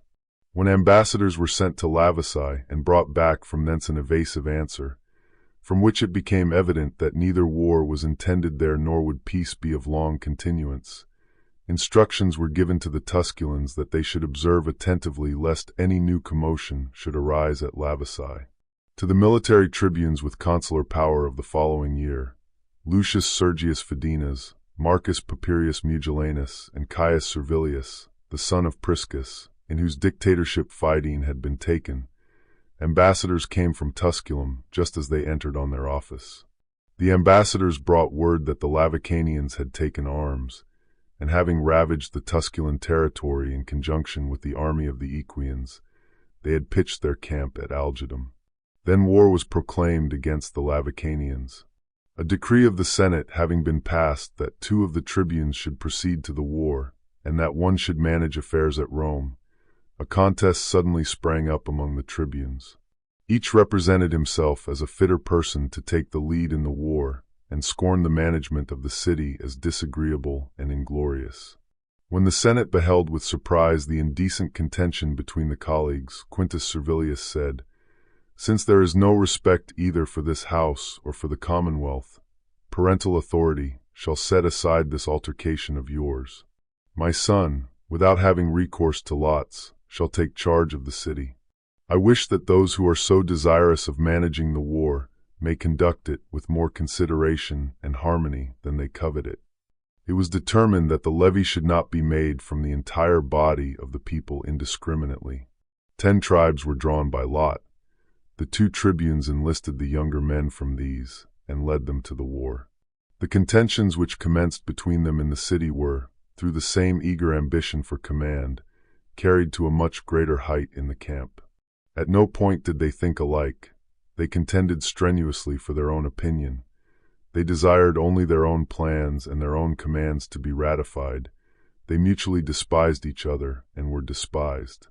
This continued until, on the remonstrances of the lieutenant generals, it was at length so arranged that they should hold the supreme command on alternate days. When an account of these proceedings was brought to Rome, Quintus Servilius, taught by years and experience, is said to have prayed to the immortal gods that the discord of the tribunes might not prove more detrimental to the commonwealth than it had done at VI. As if some certain disaster was impending over them, he pressed his son to enlist soldiers and prepare arms. Nor was he a false prophet, for under the conduct of Lucius Sergius, whose day of command it was, being suddenly attacked by the Aequians on disadvantageous ground near the enemy's camp, after having been decoyed thither by the vain hope of taking it, because the enemy had counterfeited fear and Baedecan themselves to their rampart, they were beaten down a declivity. Great numbers were overpowered and slaughtered by their tumbling one over the other rather than by flight. The camp, retained with difficulty on that day, was on the following day deserted by a shameful flight through the opposite gate, the enemy having invested it in several directions. The generals, lieutenant generals, and such of the main body of the army as kept near the colors, made their way to Tusculum. Others, dispersed in every direction through the fields, hastened to Rome by different roads, announcing a heavier loss than had been sustained. There was less consternation because the result corresponded to people's apprehensions, and because the reinforcements they could look to in this distressing state of things had been prepared by the military tribune. By his orders, after the disturbance in the city was quieted by the inferior magistrates, scouts were instantly dispatched and brought intelligence that the generals and the army were at Tusculum and that the enemy had not removed their camp. And what raised their spirits most, Quintus Servilius Priscus was created dictator in pursuance of a decree of the Senate, a man whose judgment in public affairs the state had experienced well on many previous occasions, as in the issue of that war, because he alone had expressed his apprehensions of the result of the disputes among the tribunes before the occurrence of the misfortune. He appointed as his master of the horse his own son, as some have stated, by whom, as military tribune, he had been nominated dictator, for others mention that Ahala Servilius was master of the horse that year. Setting out to the war with his newly raised army, after sending for those who were at Tusculum, he chose ground for his camp at a distance of 2 miles from the enemy. The arrogance and negligence stemming from success, which had previously characterized Roman generals, now afflicted the Aequians. In the very first engagement, the dictator disrupted the enemy's vanguard with a cavalry charge. He immediately ordered the infantry to advance and slew one of his own standard-bearers who hesitated. So great was the ardor to fight that the Aequians could not withstand the shock. Vanquished in the field, they fled precipitately to their camp, which was taken with less time and trouble than the battle itself. After the camp was taken and plundered, and the dictator had given the spoils to the soldiers, the cavalry, who had pursued the fleeing enemy, reported that all the Lavicanians were vanquished, and that a considerable number of Aequians had fled to Lavisae. The army marched to Lavisae the following day, and the town, invested on all sides, was taken by storm and plundered. The dictator, having marched his victorious army back to Rome, resigned his office on the 8th day after his appointment. Before agrarian disturbances could be raised by the tribunes of the commons, alluding to a division of the Lavicanian land, the Senate very opportunely voted in full assembly that a colony should be established at Lavisae. 1,500 colonists were sent from the city, each receiving 2 acres. With Lavisae taken, and subsequently Agrippa Menenius Lenatus, Lucius Servilius Structus, and Publius Lucretius Tricipitonis, all serving a second time, and Spurius Rutilius Crassus as military tribunes with consular authority, and in the following year Aulus Sempronius Atratinus, a third time, and Marcus Papirius Mugellanus and Spurius Nausius Rutilius, both a second time. Foreign affairs were peaceful for 2 years. However, at home, dissension arose from the agrarian laws. The instigators of unrest among the commons were Spurius Macilius, a 4th time, and Spurius Metilius, a 3rd time, both tribunes of the people elected during their absence. They proposed a bill that land taken from the enemy should be divided man by man. This measure would confiscate the property of a considerable number of nobles, as scarcely any land, considering the city itself was built on foreign soil, had not been acquired by arms. No other persons except the commons possessed that which had been sold or publicly assigned. A violent contest between the commons and patricians seemed imminent. The military tribunes found no line of conduct to pursue, either in the Senate or in private meetings of the nobles. It was then that Appius Claudius, the grandson of the Decemvir who compiled the laws, the youngest senator present, is stated to have said that he brought from home an old family scheme. His great-grandfather, Appius Claudius, had shown the patricians a method of baffling tribunician power through the protests of their colleagues. Men of low rank, he argued, were easily swayed from their opinions by influential figures if addressed in a manner suitable to the times rather than solely to the speaker's dignity. Their sentiments, he contended, were regulated by their circumstances. When they saw that their colleagues, by introducing the measure first, had engrossed all credit for it with the commons, leaving no room for them, they would without reluctance incline to the Senate's interest, through which they might conciliate the favor not only of the principal senators but of the whole body. All expressed their approbation, and above all, Quintius Servilius Priscus eulogized the youth, remarking that he had not degenerated from the Claudian race. A charge was given that they should gain over as many of the college of the tribunes as they could to enter protests. On the breaking up of the Senate, the tribunes were approached by the leading patricians. By persuading, admonishing, and assuring them that it would be gratefully received by them individually and by the entire Senate, they prevailed on 6 to give in their protests. The following day, when the proposition concerning the sedition that Macilius and Metilius were exciting by urging a largess of a most mischievous precedent was submitted to the Senate, as had been preconcerted, such speeches were delivered by the leading senators that each declared that for his part he had no measure to advise, nor did he see any other resource except in the aid of the tribunes.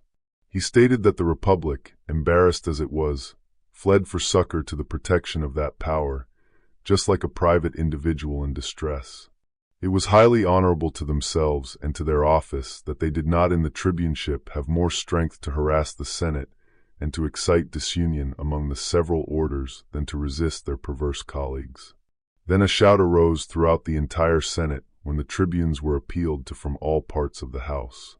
Silence being established, those who had been prepared through the interest of the leading men declared that they would protest against the measure which had been proposed by their colleagues and which the Senate considered to tend to the dissolution of the state. Thanks were returned to the protesters by the Senate. The movers of the law, having convened a meeting and styling their colleagues traitors to the interests of the commons and the slaves of the consulars, and after inveighing against them in other abusive language, relinquished the measure.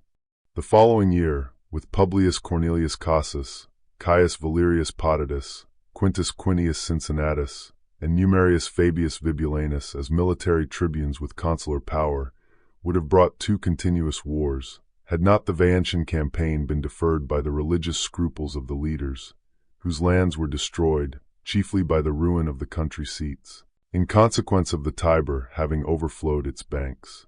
At the same time, the loss sustained 3 years before prevented the Aequians from affording assistance to the Bolani, a state belonging to their own nation. Excursions had been made from there on the contiguous territory of Lavici, and hostilities were committed on the new colony. As they had expected to be able to defend this act of aggression with the concurrent support of all the Aequians, when deserted by their friends, they lost both their town and lands, after a war not even worth mentioning, through a siege and one slight battle. An attempt made by Lucius Sextius, tribune of the people, to move a law by which colonists might be sent to Bolli also, in like manner as to Lavici, was defeated by the protests of his colleagues, who declared openly that they would suffer no order of the commons to be passed unless with the approbation of the Senate. The following year the Aequians, having recovered Bolli and sent a colony there, strengthened the town with additional fortifications. The military tribunes with consular power at Rome were Gnaeus Cornelius Cassius, Lucius Valerius Potitus, Quintus Fabius Vibulanus a second time, and Marcus Postumius Regilensis. The war against the Aequians was entrusted to the latter, a man of depraved mind, whose victory manifested more effectively than war. For, having with great activity levied an army and marched it to Bolli, after breaking down the spirits of the Aequians in slight engagements, he at length forced his way into the town. He then turned the contest from the enemy to his countrymen. When during the assault he had proclaimed that the plunder should belong to the soldiers, after the town was taken he broke his word. I am more inclined to believe that this was the cause of the army's displeasure than that in a city lately sacked, and in a colony still young there was less booty found than the tribune had represented.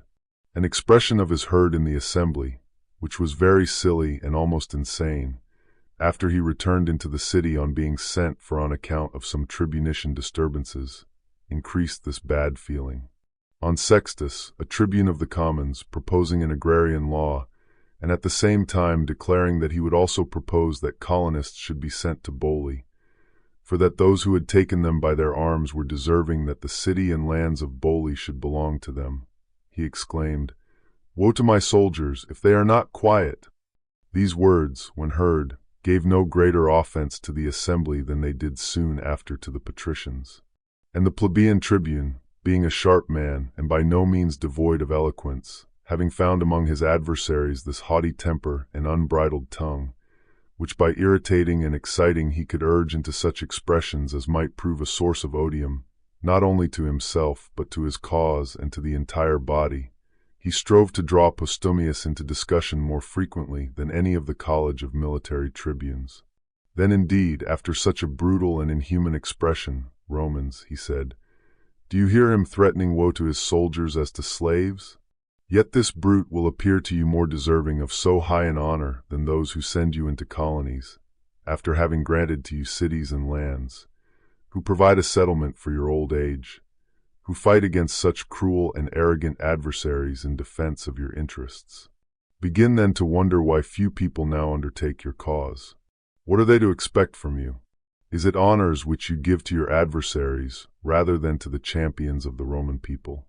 You felt indignant just now, on hearing an expression of this man. What matters that, if you will prefer this man who threatens woe to you, to those who are desirous to secure for you lands, settlements, and property. This expression of Postumius, conveyed to the soldiers, excited much greater indignation in the camp. Did the embezzler of the spoils and the defrauder threaten woe also to the soldiers? Accordingly, when the murmur of indignation now became open, and the quaestor Publius Cestius thought that the mutiny might be quashed by the same violence by which it had been excited, on his sending a lictor to one of the clamorous soldiers, when a tumult and scuffle arose from the circumstance, being struck with a stone, he retired from the crowd. The person who had given the blow further observed with a sneer that the quaestor got what the general had threatened to the soldiers. Postumius, sent for in consequence of the disturbance, exasperated everything by the severity of his inquiries and the cruelty of his punishment. At last, when he set no bounds to his resentment, a crowd gathered at the cries of those whom he had ordered to be put to death under a hurdle. He himself madly ran down from his tribunal to those who were interrupting the execution. There, when the lictors, endeavoring to disperse them, as also the centurions, irritated the crowd, their indignation burst forth to such a degree that the military tribune was overwhelmed with stones by his own army. When an account was brought to Rome of such a heinous deed, the military tribunes endeavored to procure a decree of the Senate for an inquiry into the death of their colleague, but the tribunes of the people entered their protest. But that contention branched out of another subject of dispute, because the patricians had become uneasy lest the commons, through dread of the inquiries and through resentment, might elect military tribunes from their own body. They strove with all their might that consuls should be elected. When the plebeian tribunes did not suffer the decree of the Senate to pass, and when they also protested against the election of consuls, the affair was brought to an interregnum. The victory was then on the side of the patricians. Quintus Fabius Vibulanus, serving as interrex, presided over the assembly that elected Aulus Cornelius Cassus and Lucius Furius Metellinus as consuls. Early in their term, the Senate decreed that the tribunes should propose an inquiry into Postumius' murder, empowering the commons to appoint the investigators. The commons, with general consent, entrusted this task to the consuls. They conducted the inquiry with remarkable moderation, punishing only a few individuals, some of whom are believed to have taken their own lives. However, this did not satisfy the populace. They resented that laws beneficial to them remained unimplemented, while a law concerning their punishment was swiftly enforced. This period, following the suppression of a mutiny, was an opportune time to offer the division of Bolies territory as a concession. Such a measure would have lessened their demand for an agrarian law, which aimed to reclaim public lands unjustly held by patricians. Instead, the nobility's persistence in retaining forcibly acquired public lands, and their refusal to distribute newly conquered, unoccupied territory, further inflamed public anger. This new land, the people feared, would soon be seized by a select few, just like the rest. That same year, Consul Furius led legions against the Volscians, who were raiding Hernician lands. Finding no enemy there, they captured Ferentinum, where many Volscians had sought refuge. The plunder was less than expected because the Volscians, seeing little hope of defense, had evacuated their belongings and abandoned the town. It was taken the following day, nearly deserted, and its land given to the Hernicians. A year of tribunician moderation was followed by one in which Lucius Aecilius served as plebeian tribune, with Quintus Fabius Ambustus and Gaius Furius Pasillus as consuls. Aecilius, at the very outset of the year, began agitating with agrarian laws, as if it were his family's legacy. However, a pestilence, more alarming than deadly, intervened. It shifted public attention from political disputes to domestic concerns and personal health, proving less destructive than the proposed civil strife might have been. Once the state recovered from this widespread illness, which caused few deaths, a grain scarcity followed due to neglected farming. Marcus Papirius Atratinus and Gaius Nausius Rutilius were consuls during this time. The famine threatened to be worse than the pestilence, Had not envoys been dispatched to all states bordering the Tuscan Sea and the Tiber to purchase grain? The Samnitians, who occupied Capua and Cumae, insolently prevented trade, but the tyrants of Sicily offered kind assistance.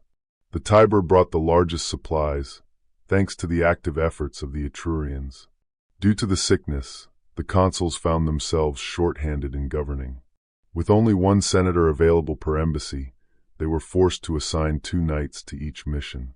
Beyond the pestilence and scarcity, these 2 years saw no internal or external disturbances. Yet, as soon as these anxieties subsided, the old problems resurfaced: domestic discord and foreign war. During the consulship of Mamercus Aemilius and Gaius Valerius Potitus, the Aequians prepared for war. The Volscians, though not by official decree, took up arms as paid volunteers. Reports soon confirmed their presence in Latin and Hernican territory. Meanwhile, Marcus Manius, a proponent of an agrarian law, obstructed Consul Valerius Livy. No one would enlist against their will under the tribune's protection. Suddenly, news arrived that the enemy had seized the citadel of Carventa. This disgrace brought opprobrium upon Manius from the patricians. It also provided other tribunes, already aligned against the agrarian law, with a stronger pretext to oppose their colleague. Chapter 7: Political Struggles and Legislative Efforts. After prolonged wrangling, the consuls, calling upon gods and men, declared that Manius, by hindering the levy, was responsible for any past or future losses from the enemy. Manius countered that if the unjust occupiers surrendered public lands, he would no longer delay the levy. Ultimately, the 9 tribunes intervened with a decree, ending the dispute. They proclaimed their college's decision. They would support Consul Gaius Valerius in imposing fines and other penalties on those who refused to enlist, despite their colleagues' protest. Armed with this decree, the consul ordered a few who appealed to the tribune to be imprisoned. The rest enlisted out of fear. The army marched to Carventa. Despite their animosity towards the consul, they spiritedly recaptured the citadel upon arrival, dislodging its protectors. Some of the garrison, having carelessly straggled away in search of plunder, provided an opportunity for the attack. The constant devastations had yielded significant booty, all collected in a safe place. The consul ordered the quaestors to sell this plunder at auction and deposit the proceeds into the treasury. He declared that the army would share in the booty only after they had not shirked their duty. This further inflamed the anger of the commons and soldiers against the consul. Consequently, when the consul entered the city in an ovation, by senatorial decree, the soldiers, with military license, hurled crude verses. These harshly criticized the consul, while praising Manius. Each mention of the tribune was met with applause and commendation from the surrounding populace, rivaling the soldiers' cheers. This worried the patricians more than the soldiers' usual playful mockery of the consul. They anticipated Manius' easy election as a military tribune if he ran. To prevent this, they scheduled consular elections instead. Gnaeus Cornelius Cassus and Lucius Furius Metellinus were elected consuls. The commons had never been more dissatisfied at being denied the election of tribunes. This resentment manifested in the quaestor nominations, where they avenged themselves by electing plebeians for the first time. Of the 4 quaestors, only 1 patrician was chosen, with 3 plebeians, Quintus Silius, Publius Aelius, and Publius Pupius, preferred over young men from the most illustrious families. The Aecilii, 3 members of this family, known for their hostility to the patricians, were elected tribunes of the commons that year. They are credited with being the principal advisors who swayed the people to this independent use of their suffrage. They offered the grand prospect of many great achievements to the enthusiastic populace, affirming they would take no action unless the people, even in the quaestor elections, the only ones open to both commons and patricians, demonstrated sufficient spirit to achieve their long-held desires, which were permitted by law. The people viewed this as a significant victory, valuing the quaestorship not for its own honor, but as an opening for new men to achieve the consulship and triumphs. The patricians, conversely, expressed indignation not so much at sharing state honors, but at losing them entirely. They argued that if things continued this way, there would be no point in educating their children, who would be driven from their ancestors' stations, seeing others possess their dignity, and be left without command or power, mere salii and flamens, with no other purpose than offering sacrifices for the people. With both sides irritated, the commons emboldened with new courage and 3 highly reputed leaders, and the patricians foreseeing similar results in all future elections where the people had a choice, they vigorously pushed for consular elections, which were not yet open to the plebeians. The Aecilii, however, advocated for the election of military tribunes, arguing that honors should finally be extended to the commons. But the consuls had no current initiative that the tribunes could oppose to achieve their aims. Then, by an extraordinary and fortunate turn of events, news arrived that the Volscians and Aequians had crossed their borders into Latin and Hernician territory to raid. When the consuls began to levy troops for this war, in accordance with a senatorial decree, the tribunes strenuously opposed them, asserting that such a favorable opportunity was presented to them and to the commons. There were 3 tribunes, all very active men, and from respectable plebeian families. 2 of them chose a consul each to vigilantly monitor, while the third was tasked with sometimes restraining, sometimes exciting, the commons with his speeches. Neither did the consuls succeed in their levy, nor the tribunes in securing the election they desired. Then, fortune seemed to favor the people's cause. Reports arrived that the Aequians had attacked the citadel of Carventa. The garrison soldiers, having straggled away in search of plunder, had been killed, and the few left to guard it were slain. Others, dispersed throughout the countryside, were also killed as they returned to the citadel. This detrimental event strengthened the tribunes' project. After fruitlessly being assailed with every argument to desist from obstructing the war, as they yielded neither to the public crisis nor to the odium against them, they succeeded in having a senatorial decree passed for the election of military tribunes. However, there was an express stipulation. No candidate who was a tribune of the people that year would be considered, and no one would be re-elected plebeian tribune for the following year. The Senate undoubtedly targeted the Aecilians, whom they suspected of aiming for the consular tribuneship as a reward for their turbulent plebeian tribuneship. Then the levy proceeded, and war preparations began with the consensus of all ranks. Discrepancies among writers leave it uncertain whether both consuls departed for the citadel of Carventa, or if one remained to conduct the elections. However, the undisputed facts are that they retreated from the citadel of Carventa after a prolonged, unsuccessful attack. Furthermore, Verrugo, in Volscian territory, was taken by the same army, and extensive devastation occurred, with considerable booty captured from both the Aequians and in Volscian territory. In Rome, the commons secured the type of elections they preferred, yet the patricians emerged victorious in the outcome. Contrary to all expectations, 3 patricians were elected military tribunes with consular power: Gaius Julius Iulus, Publius Cornelius Cassus, and Gaius Servilius Ahala. It is believed the patricians employed an artifice, a charge the Aecilii levied at the time. By introducing a multitude of unworthy candidates alongside the deserving, they repelled the people from plebeian choices through disgust at the obvious unsuitability of some. Then, reports arrived that the Volscians and Aequians were making energetic war preparations. Their hopes might have been buoyed by retaining the citadel of Carventa, or their resentment inflamed by the loss of the garrison at Verrugo. The Antians were the primary instigators, sending ambassadors to both nations. These envoys reproached them for their cowardice, recalling how, in the previous year, they had allowed the Romans to pillage their lands and overrun the Verrugo garrison while they remained within their walls. They further highlighted that Rome was not only sending armed troops but also colonies into their territories, distributing their property amongst themselves, and even gifting Ferentinum, taken from them, to the Hernicians. Inflamed by these remonstrances, a great number of young men enlisted from all states.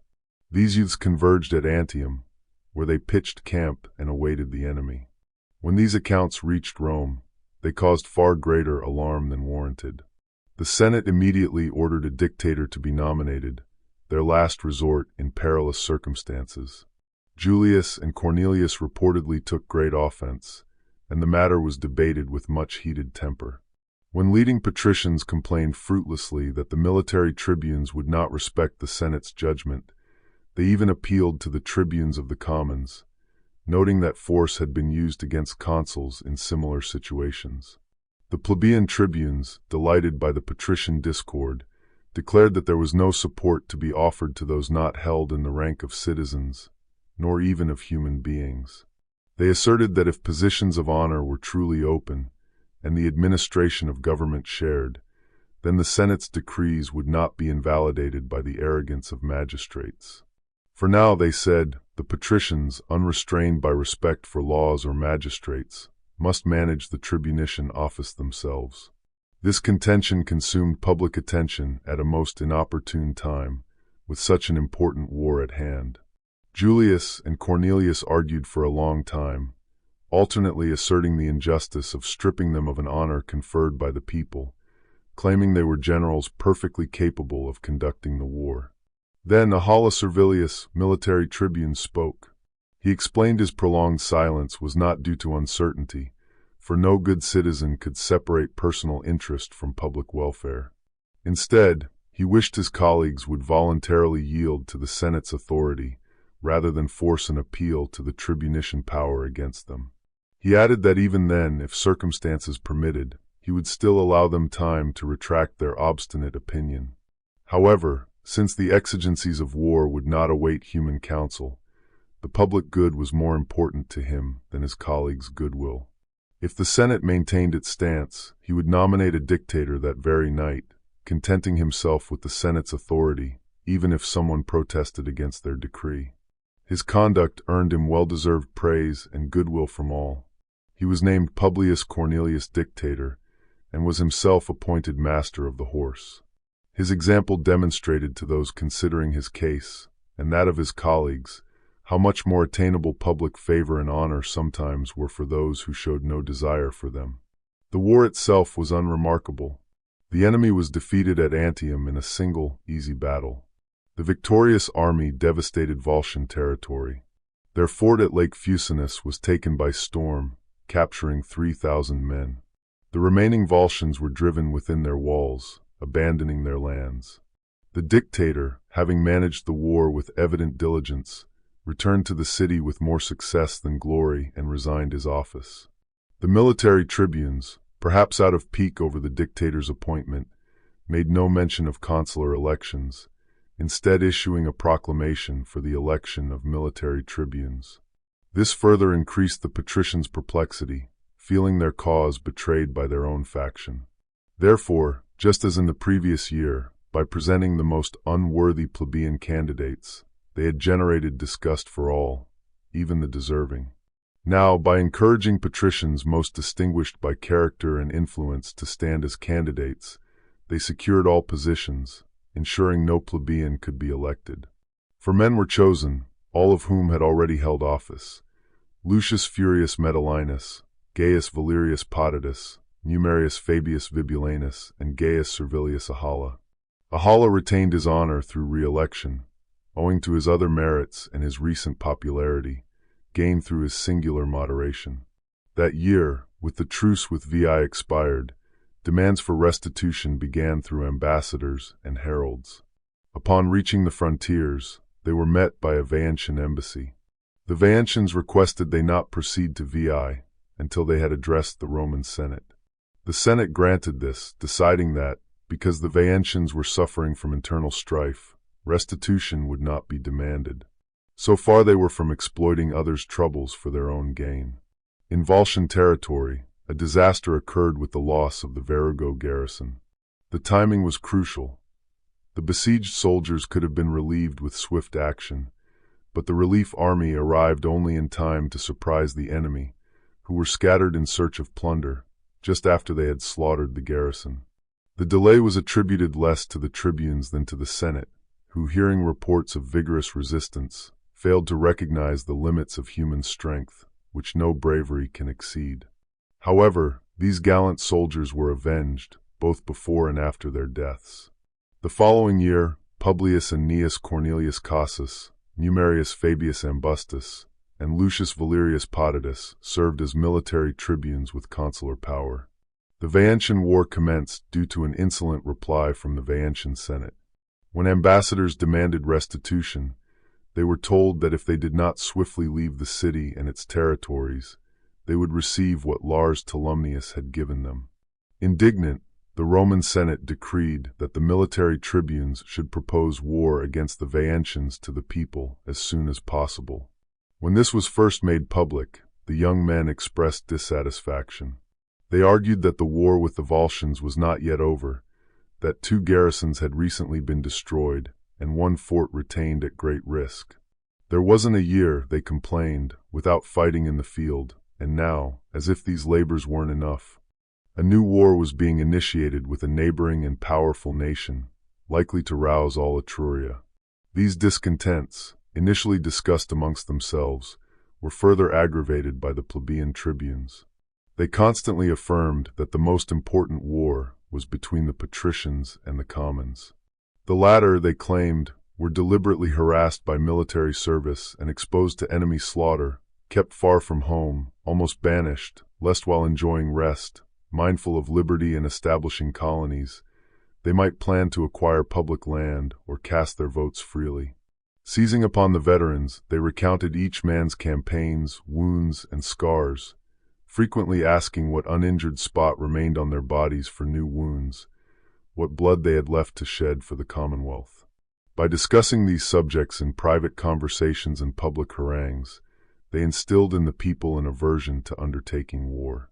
The time for proposing the law was postponed, as it would clearly have been rejected given the prevailing discontent. Meanwhile, it was decided that the military tribunes should lead an army into Volscian territory. Gnaeus Cornelius alone remained in Rome. The 3 tribunes, finding no established Volscian camp and no enemy willing to engage, split into 3 parties to lay waste the countryside. Valerius headed for Antium, Cornelius for Essetri. Wherever they went, they committed extensive devastations to houses and lands, effectively scattering the Volscians. Fabius, without committing any devastation, proceeded to attack Auxerre, a primary objective. Auxerre is now called Terracina, a city built on a slope leading to a marsh. Fabius feigned an attack from that side. While 4 cohorts, sent around under Gaius Servilius Ahala, seized a hill commanding the city, they attacked the walls with loud shouts and tumult from the higher ground, where there was no defense. Those defending the lower parts of the city against Fabius, astonished by this clamor, allowed him to deploy scaling ladders. The city was quickly filled with the enemy, and a dreadful, prolonged slaughter ensued, indiscriminately killing those who fled and those who resisted, armed or unarmed. The vanquished were thus forced to fight, with no hope for those who gave way. Then, a sudden proclamation declared that no one except those with weapons in hand would be harmed, leading all the remaining multitude to voluntarily lay down their arms. 2,500 were taken alive. Fabius restrained his soldiers from plunder until his colleagues arrived, asserting that Auxerre had also been taken by their armies, which had diverted other Volscian troops from defending the place. When they arrived, the 3 armies plundered the town, which was enriched with many years' accumulated wealth. This generosity from the commanders first reconciled the commons to the patricians. It was further enhanced by a most timely act of liberality from the leading men to the people. Before any mention from the commons or tribunes, the Senate decreed that soldiers would receive pay from the public treasury, whereas until then, everyone had covered their own expenses.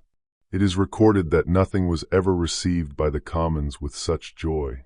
They ran in crowds to the Senate house, grasping the hands of those emerging, calling them fathers indeed. They acknowledged that such conduct meant no one would spare their person or blood, as long as strength remained, in defense of so liberal a country. The prospect of their private property remaining untouched, while their bodies were devoted to the Commonwealth, greatly enhanced their joy. Their gratitude was further deepened because this favor had been offered voluntarily, never having been agitated by the tribunes of the commons or even discussed amongst themselves. The tribunes of the commons were the only ones who did not share in the general joy and harmony. They argued that this measure would not prove as joyful or honorable to the patricians as they imagined. The measure, they claimed, appeared better at first sight than it would prove in experience. They asked, from what source was that money to be raised, except by levying a tax on the people? They asserted that the patricians were generous to some at the expense of others. And even if others might endure it, those who had already served their time would never accept that others should serve on better terms than they themselves had, while these same individuals had to bear the expense of their own service and then that of others. With these arguments, they swayed a portion of the commons. When the tax was announced, the tribunes publicly declared they would protect anyone who refused to contribute their share for the soldiers' pay. However, the patricians persisted in supporting this happily commenced initiative. They were the first to contribute, and since there was no coined silver yet, some of them dramatically conveyed their weighed brass to the treasury in wagons. After the Senate had contributed punctually according to their rated properties, the principal plebeians, friends of the nobility, began to contribute according to a concerted plan. When the populace saw these men highly applauded by the patricians and respected as good citizens by men of military age, they scorned the tribunes' support. An immediate emulation began regarding paying the tax. With the law for declaring war against the Veientians passed, the new military tribunes with consular power marched to Veii with an army largely composed of volunteers. The tribunes were Titus Quintius Capitolinus, Publius Quintius Cincinnatus, Gaius Julius Iulus a second time, Aulus Manlius, Lucius Furius Metellinus a second time, and Manius Aemilius Mamercinus. These men first invested Veii. A little before the siege began, a full meeting of the Etrurians at the Temple of Voltumna had not conclusively decided whether to publicly support the Veientians with the full confederacy. The siege was less vigorous in the following year, as some tribunes and their army were diverted to the Volscian War. The military tribunes with consular power that year were Gaius Valerius Potitus, a third time, Manius Largius Fidinas, Publius Cornelius Melogenensis, Gnaeus Cornelius Cassus, Ciso Fabius Ambustus, and Spurius Nausius Rutulus a second time. A pitched battle was fought with the Volscians between Ferentinum and Aegetra, with a favorable outcome for the Romans. Then Artina, a Volscian town, came under siege by the tribunes. During an attempted sally, the enemy was driven back into the town, allowing the Romans an opportunity to force entry. Everything was taken except the citadel. A body of armed men retreated into this naturally well-protected fortress. Many were slain and captured beneath the fortress. The citadel was then besieged, but it could not be taken by storm due to a sufficient garrison for its size, nor did it offer hope of surrender, as all public corn had been conveyed there before the city fell. The Romans would have withdrawn, exhausted, had not a slave betrayed the fortress to them. Soldiers, admitted by him through a difficult-to-access place, captured it. When the guards were killed, the rest of the multitude, overcome with sudden panic, surrendered. After demolishing both the citadel and city of Artina, the legions were led back from Volscian territory, and the entire Roman force turned its attention to Veii. The traitor, in addition to his freedom, received the property of 2 families as a reward. His name was Servius Romanus. Some believe Artina belonged to the Veientians, not the Volscians. The confusion arises because there was a city of the same name between Caera and Veii. However, the Roman kings destroyed that one, and it belonged to the Caericians, not the Veientians. The other city of the same name, whose demolition has been mentioned, was in Volscian territory.